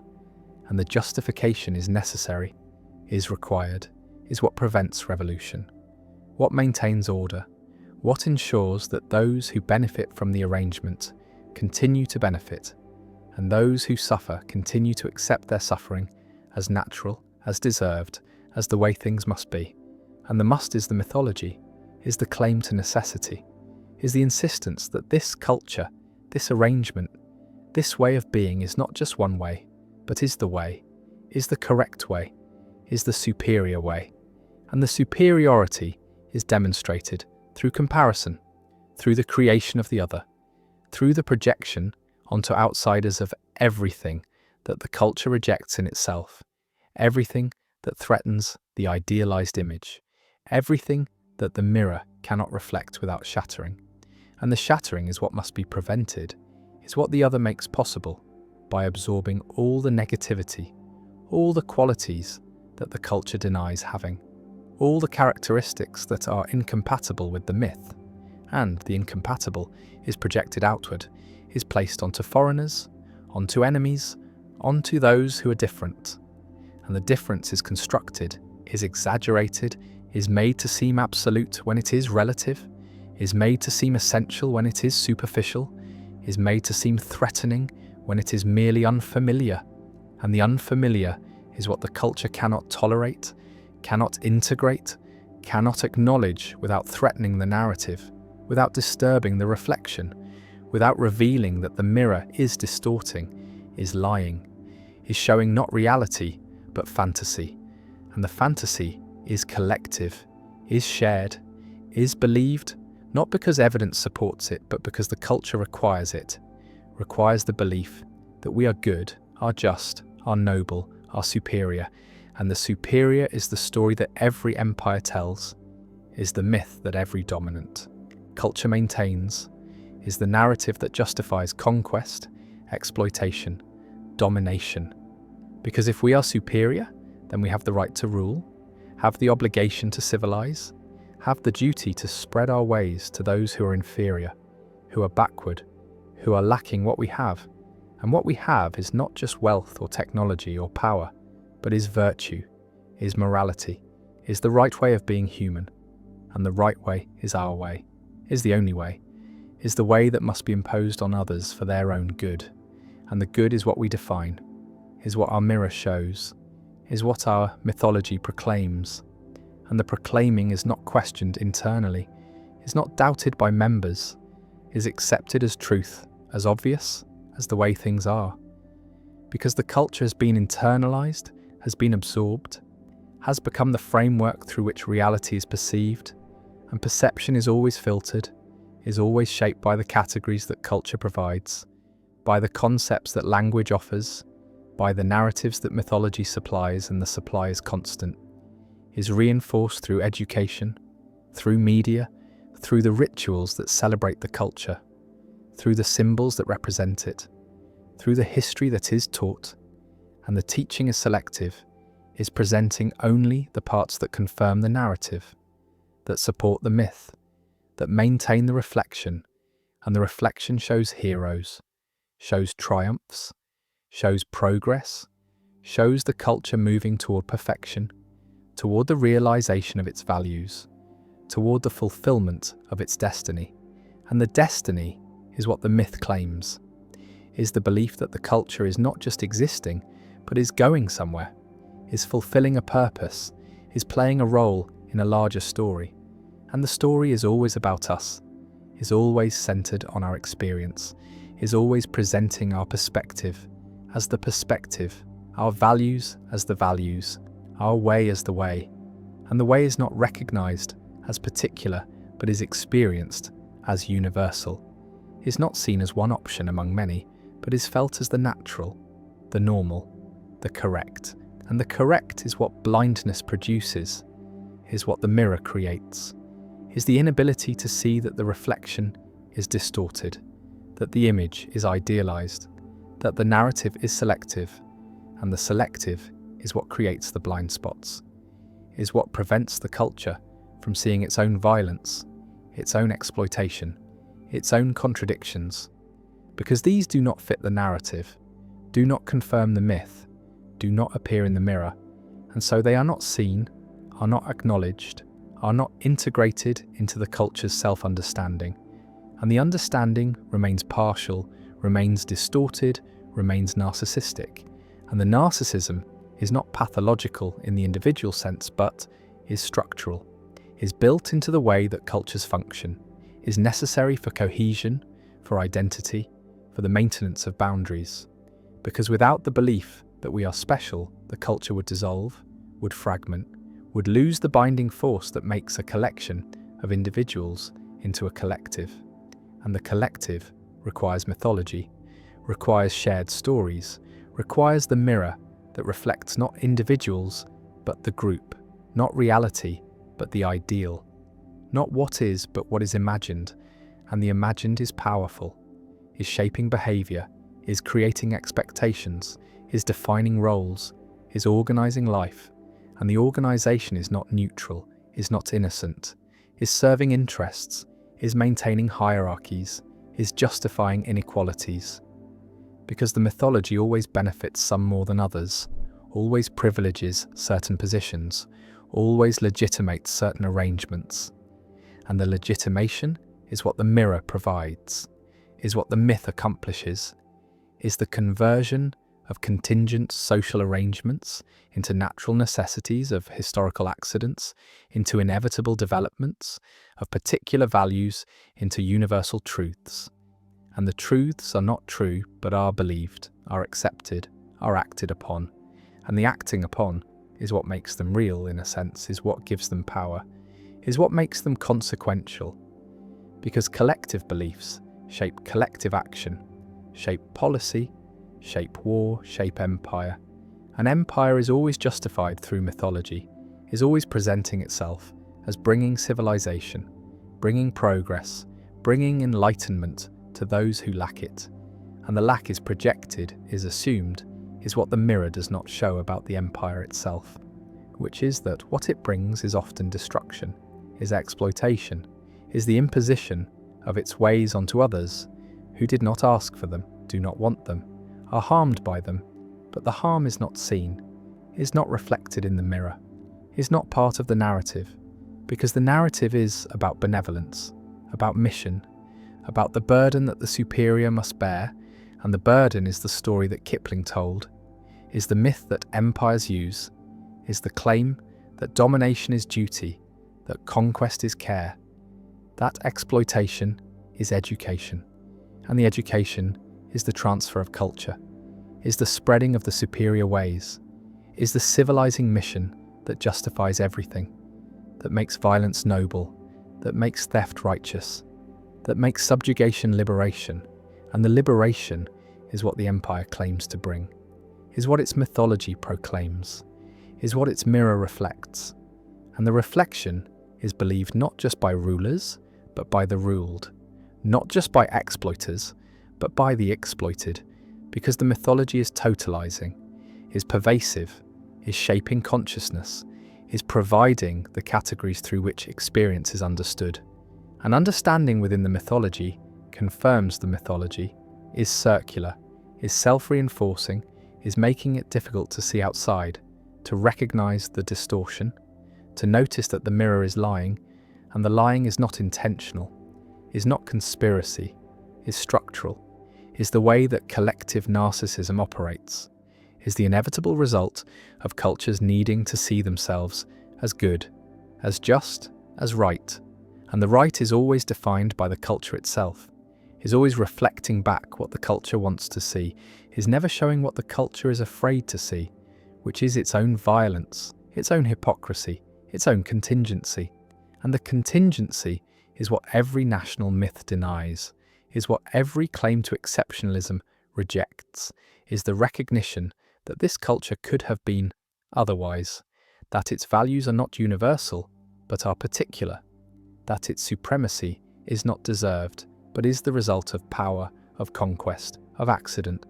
And the accident is what cannot be admitted, is what the mythology covers, is what the mirror hides, because admitting accident is admitting that the culture is not special, is not chosen, is not fulfilling destiny, but is just existing, just happening, just being one arrangement among many possible arrangements. And the many is what threatens, is what the other represents, is what must be denied in order to maintain the belief that we are the centre, are the standard, are the measure. And the measure is how cultures see others, is how they project onto difference. Everything they reject in themselves is how they create the barbarian, the savage, the backward, the enemy. And the enemy is necessary, is required by the mythology, is what defines the culture by contrast, is what makes us good by being bad, is what makes us civilized by being savage, is what makes us superior by being inferior. And the inferior is not discovered but is created, is constructed through the selection of differences, through the exaggeration of contrasts, through the interpretation of practices as evidence of backwardness. And the backwardness is what justifies intervention, justifies domination, justifies the spreading of our ways, because if they are backward, then they need us, need our help, need our civilization. And the civilization is what we bring, what we impose, what we force upon them for their own good. And the good is what we define, is what our values dictate, is what our mythology proclaims. And the proclaiming is not listening, is not dialogue, is not exchange, is imposition, is violence, is the erasure of their culture in the name of bringing them ours. And the erasure is not seen as violence, but is seen as progress, is seen as liberation, is seen as the inevitable movement toward the universal, which is really the particular disguised as universal, is our particular values presented as the values, our particular ways presented as the way, our particular culture presented as culture itself. And culture itself is what we believe we are, is what the mirror shows, is what the mythology claims, that we are not just a culture, but our culture, are not just civilized, but our civilization, are not just one way of being human, but are the way, the correct way, the superior way. And the superiority is what cannot be questioned internally, is what is taboo to doubt, is what is defended violently when challenged.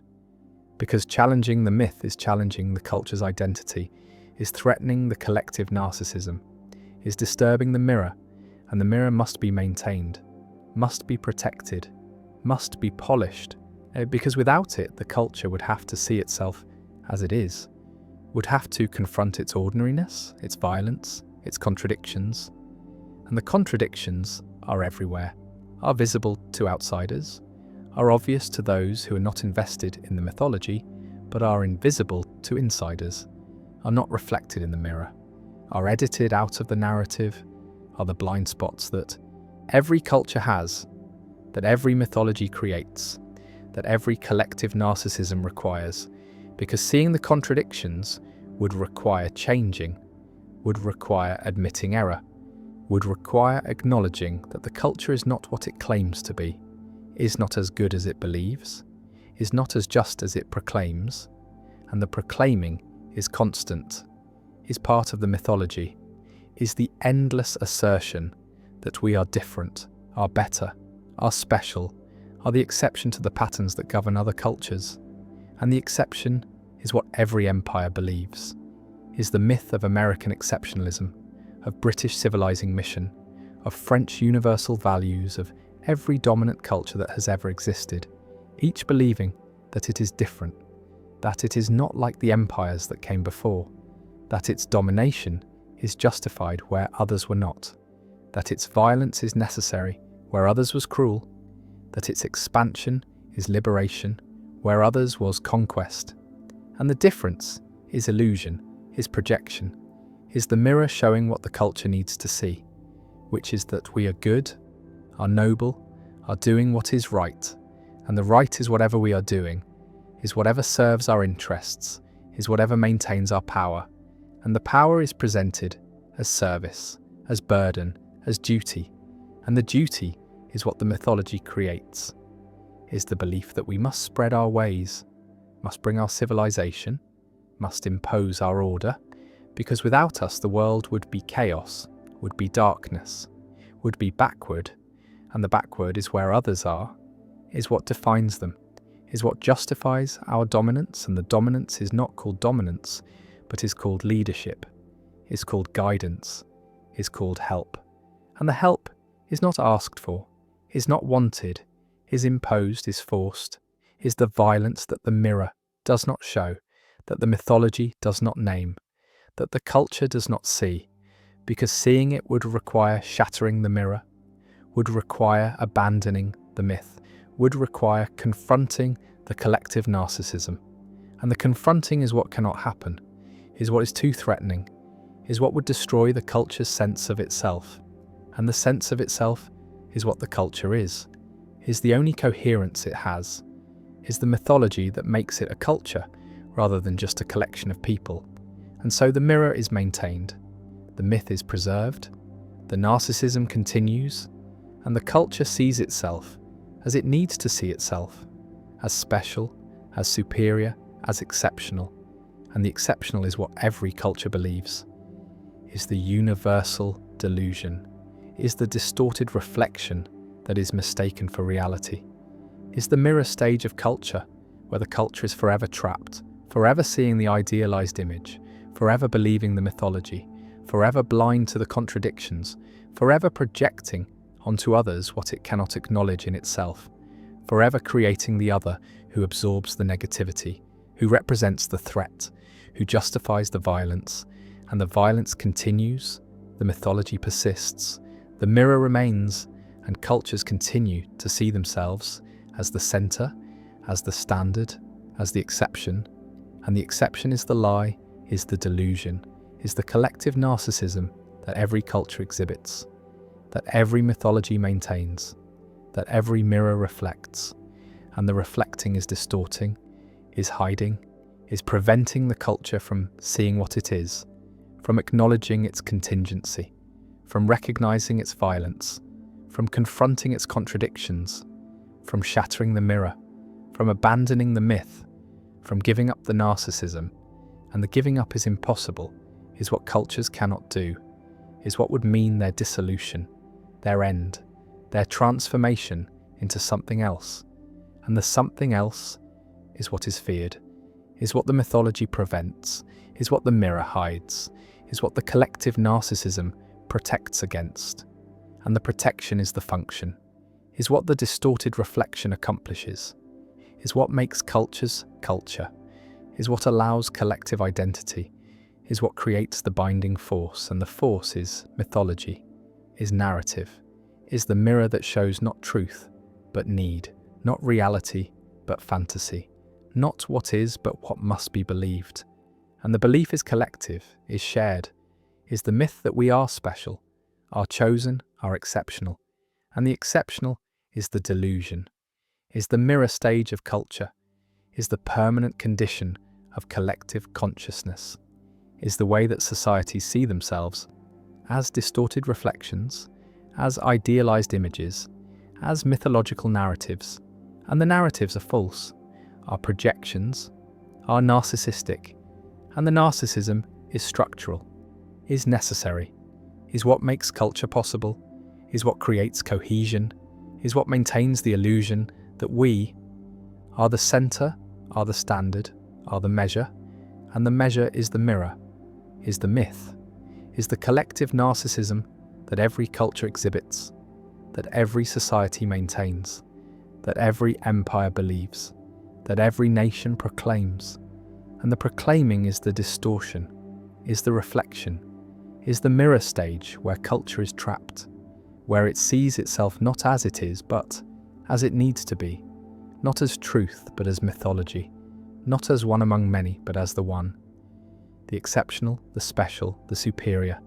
And the superior is the lie, is the mirror, is the stage where culture performs for itself, where it reflects its own image, where it sees only what it wants to see. And what it wants to see is that it matters, that it is right, that it is good. And the good is the reflection, is the myth, is the collective narcissism, is the mirror stage of culture where every culture is trapped, where every society remains, where every empire believes its own mythology, and the mythology is the mirror, is the distortion, is the way that cultures see themselves, as exceptional, as special, as superior. And the superior is the delusion, is the projection, is the narcissism, is the mirror stage that never ends, that continues forever, that defines culture, that creates the blind spots, that maintains the myth, that polishes the mirror, that reflects the lie. And the lie is believed, is shared, is what makes culture culture. And culture is the mirror, is the stage, is the collective narcissism, is the distorted reflection, is the mythology, is the illusion that we are exceptional. And the exceptional is what every culture believes, is the universal delusion, is the mirror stage of culture that shows not truth but need, not reality but fantasy, not what is but what must be seen. And the seeing is distorted, is narcissistic, is collective, is the way that cultures see themselves, forever, inevitably, necessarily, as the center, as the standard, as the exception. And the exception is the myth, is the mirror, is the stage where culture performs, where it reflects, where it believes its own lies, and the lies are the culture, are the mythology, are the collective narcissism, are the mirror stage that every society inhabits, that every culture maintains, that every empire believes. And the believing is the distortion, is the reflection, is the way that cultures see themselves as exceptional when they are ordinary, as superior when they are equal, as chosen when they are contingent. And the contingent is what the mirror hides, is what the myth denies, is what the collective narcissism protects against. And the protection is permanent, is structural, is what makes the mirror stage of culture eternal, inevitable, universal. The way that all societies see themselves as distorted reflections, as idealized images, as mythological narratives that are believed, that are shared, that are maintained, that are the culture, that are the mirror, that are the stage, that are the collective narcissism that defines human social existence, that creates the blind spots, that justifies the violence, that maintains the myth, that every culture exhibits, that every society believes, that every empire proclaims. And the proclaiming is the mirror, is the stage, is the distorted reflection that is culture seeing itself. When probability contradicts intuition, there is a game show, a host, 3 doors, behind one door a car, behind the other 2 goats. The contestant picks a door. The host, who knows what is behind each door, opens a different door, revealing a goat. Then offers the contestant a choice: stay with the original door or switch to the remaining unopened door. And almost everyone's intuition says, it does not matter, says the probability is now 50-50, says switching and staying are equivalent because there are 2 doors left and one has the car. But this intuition is completely wrong. Switching doubles the chance of winning, gives a 2/3 probability instead of 1/3. And this is the Monty Hall problem, named after the host of Let's Make a Deal. And it has become famous not just as a probability puzzle, but as a demonstration of how badly human intuition performs with probability, how confidently people cling to wrong answers, how even mathematicians and statisticians initially rejected the correct solution. And this raises deep questions about rationality, about whether humans are capable of probabilistic reasoning, about whether intuition can be trusted in any domain, about what it means to be rational if rationality requires calculations that almost no one can perform. The solution requires seeing that the initial choice had a 1/3 chance of being correct, which means there was a 2/3 chance the car was behind one of the other two doors, and when the host opens one of those doors revealing a goat, that 2/3 probability does not disappear, it transfers entirely to the remaining unopened door, so switching gives a 2/3 chance while staying gives only the original 1/3 chance. And this can be proven mathematically, can be demonstrated through computer simulation, can be explained through careful reasoning about conditional probability, but none of this stops people from insisting the answer must be 50-50, from rejecting the correct solution as absurd, from trusting their intuition over the mathematics. And this is not stupidity, not ignorance, not carelessness. This is the way human minds naturally process probability, the way intuition works when confronted with conditional probabilities and updating in light of new evidence. And the fact that intuition gets it wrong reveals something troubling about human rationality, about the gap between how we think we reason and how we actually reason, about the possibility that many of our confident judgments about probability are as wrong as the intuition that switching does not matter. Bayesian epistemology takes probability as fundamental to rational belief, says that beliefs should be assigned degrees of confidence, that these degrees should obey the probability calculus, that they should update through Bayes' theorem when new evidence arrives. And this seems like the right way to think about belief, seems to capture how science works, how learning happens, how rational agents should respond to evidence. But the Monty Hall problem shows that humans are not natural Bayesians, do not intuitively update probabilities correctly, do not automatically apply Bayes' theorem, do not even recognize when a situation calls for probabilistic reasoning rather than simple counting. And if this is true, then Bayesian epistemology is not a description of how humans actually reason, but a normative standard that almost no one meets, an ideal that is psychologically unrealistic, a requirement for rationality that makes rationality impossible for creatures like us. Kahneman and Tversky spent decades documenting the ways human probability judgments deviate from normative standards. The base rate neglect, where people ignore prior probabilities. The conjunction fallacy, where people judge conjunctions more probable than their components. The availability heuristic, where people estimate probability based on how easily examples come to mind. And these are not occasional errors, but systematic biases. Not mistakes that education eliminates, but deep features of human cognition that persist, even in experts, even in people who understand probability theory, even in situations where people are explicitly trying to reason correctly. And this research suggests that human minds are not built for probability, that our intuitions evolved for different problems, for quick judgments in environments where exact probabilities were unknown and unknowable, where rough heuristics that usually worked were better than precise calculations that took too long, and these heuristics still dominate our thinking, still produce judgments that feel right even when they are mathematically wrong. And the question is whether we should try to override these intuitions, should try to become more Bayesian, should train ourselves to calculate rather than intuit, or whether we should accept that humans are not and cannot be perfectly rational in the Bayesian sense, should build theories of rationality that fit how we actually think, rather than demanding we think in ways that are psychologically impossible. The reference class problem makes this even more difficult, because applying probability requires knowing what reference class to use, what group of similar cases to draw on when estimating probability, and there is often no unique right answer. Many reference classes are possible. They give different probabilities and there is no mechanical rule for choosing among them. only judgment, only intuition, only the same kind of thinking that gets Monty Hall wrong.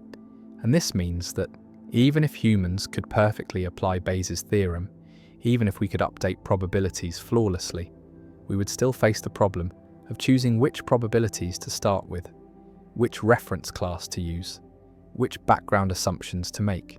And these choices are not themselves governed by probability theory, are not mechanical, are not subject to the kind of rational constraint that Bayesianism promises. And this suggests that probabilistic rationality cannot be purely computational, cannot be reduced to algorithms, cannot eliminate the need for judgment that might be right or wrong in ways that transcend calculation. Subjective Bayesianism tries to handle this by saying that prior probabilities are subjective, are personal degrees of confidence that can differ between rational agents.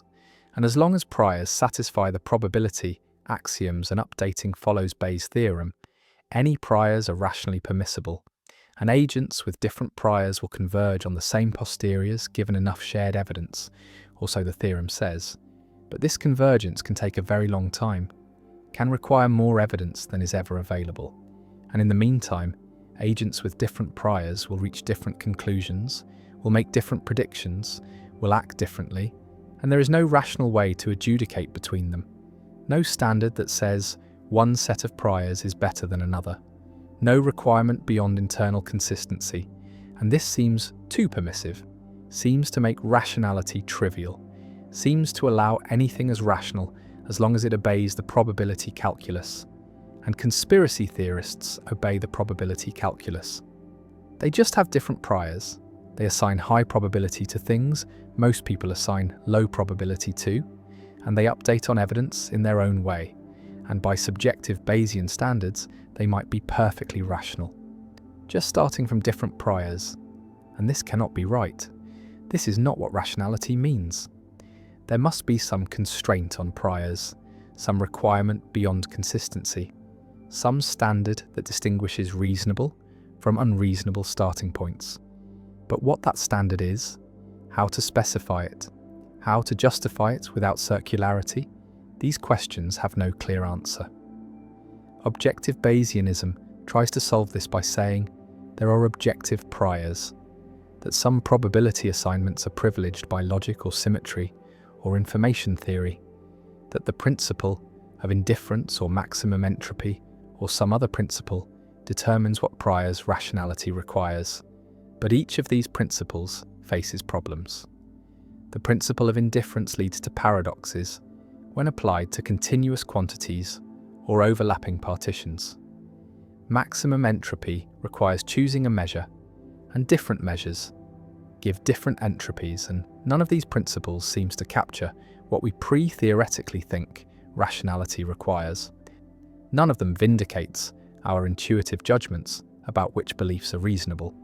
And this suggests that the project of grounding probability in pure logic or symmetry has failed, that probability is not a priori but depends on empirical facts, on the actual frequencies in the world, on the causal structure of reality. And this leads back to frequentism, to the view that probabilities are objective features of the world, are long-run frequencies or propensities or chances built into the physical processes. But frequentism faces its own problems. The reference class problem returns, the problem of single cases where frequency makes no sense, the problem that different sequences can have the same frequency but seem to have different probabilities, and the debate between subjective and objective interpretations of probability remains unresolved. Remains one of the deepest puzzles in philosophy of science and epistemology, remains a place where intuition gives conflicting verdicts, and mathematics does not uniquely determine the right answer. The Monty Hall problem can be generalized, can be seen as an instance of a broader phenomenon where updating on evidence is counterintuitive, where the correct probability depends on assumptions about the process that generated the evidence, about whether the host had to open a door with a goat or could have opened any door, about whether the host knows where the car is or is opening doors randomly, and changing these assumptions changes the correct answer, changes whether switching is advantageous, and this shows that probability is not just about counting possibilities, but about modelling processes, about understanding the causal structure that generates observations, about getting the model right before applying the mathematics. And humans are bad at this, bad at seeing which model applies, bad at noticing when assumptions have changed, bad at tracking the difference between probability given this model and probability given that model. And this is another way intuition fails, another place where what seems obvious is wrong, another demonstration that probabilistic reasoning is harder than it seems, harder than most people realize. The three prisoners problem is similar. Three prisoners, one will be pardoned, a guard knows who but will not tell. One prisoner asks the guard to name one of the other prisoners who will not be pardoned. The guard names one, and the prisoner reasons that his probability of pardon has increased from 1/3 to 1/2, because now there are only two prisoners in the running. But this reasoning is wrong. His probability is still 1/3. The other prisoner's probability is now 2/3. And this is the same structure as Monty Hall, the same failure of intuition, the same mistake of thinking that eliminating one possibility distributes its probability equally among the remainder, when really the distribution depends on how the elimination happened, on whether it was random or constrained by knowledge. And the fact that the same mistake appears in different guises, that people make the same error repeatedly, even after being corrected, suggests this is not a mistake about particular problems, but a mistake about how probability works.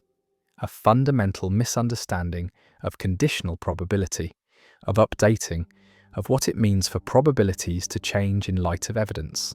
Simpson's paradox is another case where intuition fails, where a trend appears in several groups, but reverses when the groups are combined, where a treatment seems effective in every subgroup but harmful overall, where the correct probability judgment depends on which level of description you adopt, which grouping you consider relevant, and there is often no mathematical fact about which grouping is right, only substantive judgment about causal structure, about which variables are relevant, about what the right reference class is, and this is the reference class problem again.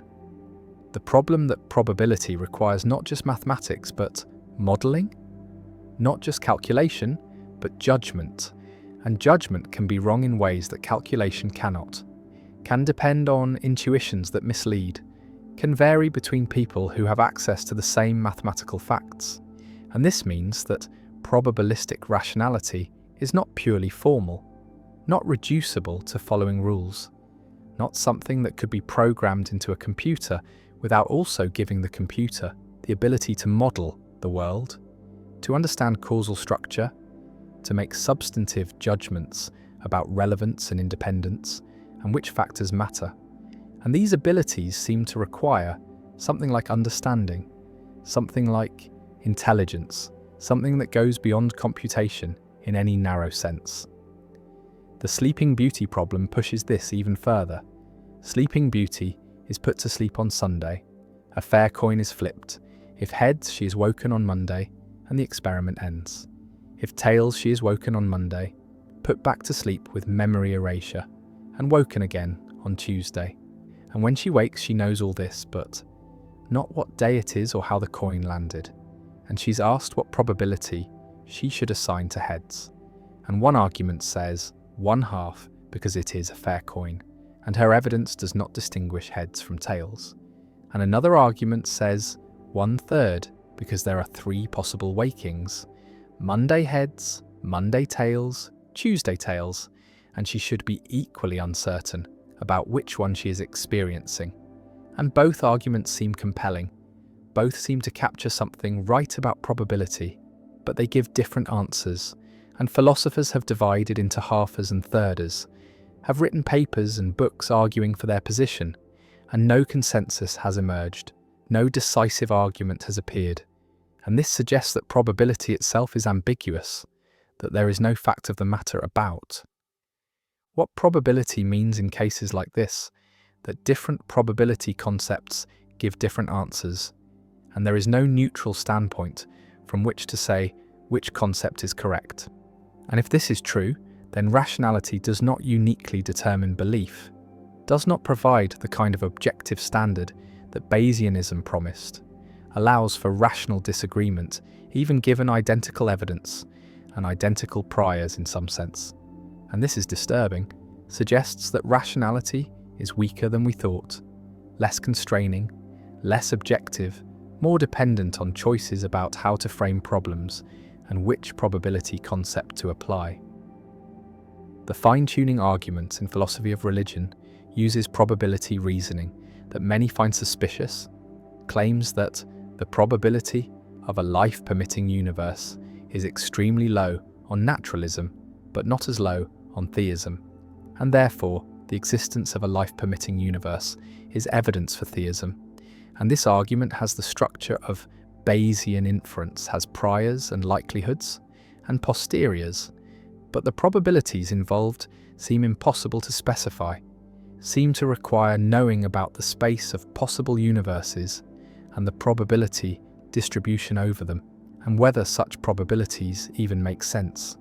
And skeptics argue that the argument trades on intuitions about probability that are as unreliable as the intuition that switching does not matter in Monty Hall, that it smuggles in assumptions through choices about reference classes, that it treats unknown probabilities as if they were 50-50 when there is no justification for this, and defenders argue that this is the only way to reason about such questions.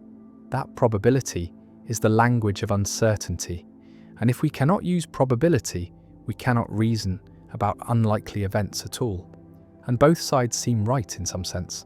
Both seem to be pointing to real problems, and the debate remains unresolved because there is no agreed standard for when probability reasoning applies, for what makes a probability assignment reasonable, for how to choose reference classes in novel situations. The anthropic principle raises similar issues. The observation that we exist as observers places constraints on what we can observe. We cannot observe universes that do not permit observers, and this truism has been turned into arguments about probability, about whether observer selection effects should change our credences, about whether the fact that we are here is evidence for multiverse theories or fine-tuning or something else, and different formulations of the anthropic principle give different answers. The self-sampling assumption says you should reason as if you are a random sample from all observers. The self-indication assumption says you should favour theories that predict more observers. And these give conflicting recommendations, give different probabilities for the same observations, and there is no consensus about which is correct, no compelling argument that one captures rationality and the other does not.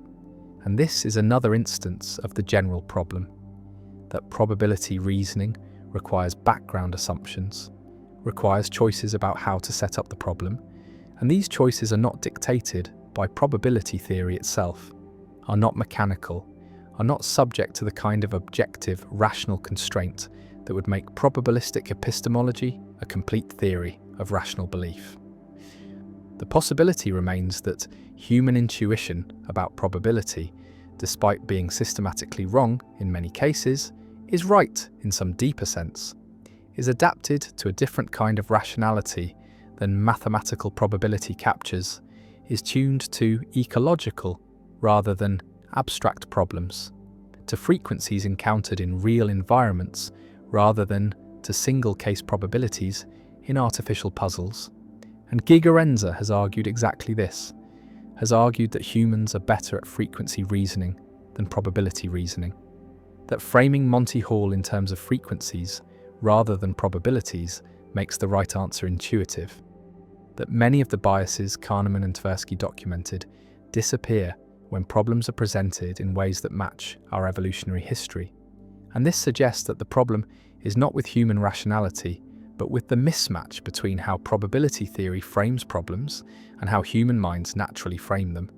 And if this is right, then the solution is not to train people to be more Bayesian, but to recognize that formal probability is one tool among many, appropriate for some contexts but not others, and that intuitive reasoning has its own logic, its own standards, its own domain of applicability, and trying to replace it entirely with formal calculation would be a mistake, would lose something valuable, would sacrifice the kind of quick approximate reasoning that actually works in most real-world situations for the sake of precision that is rarely achievable and often not worth the computational cost.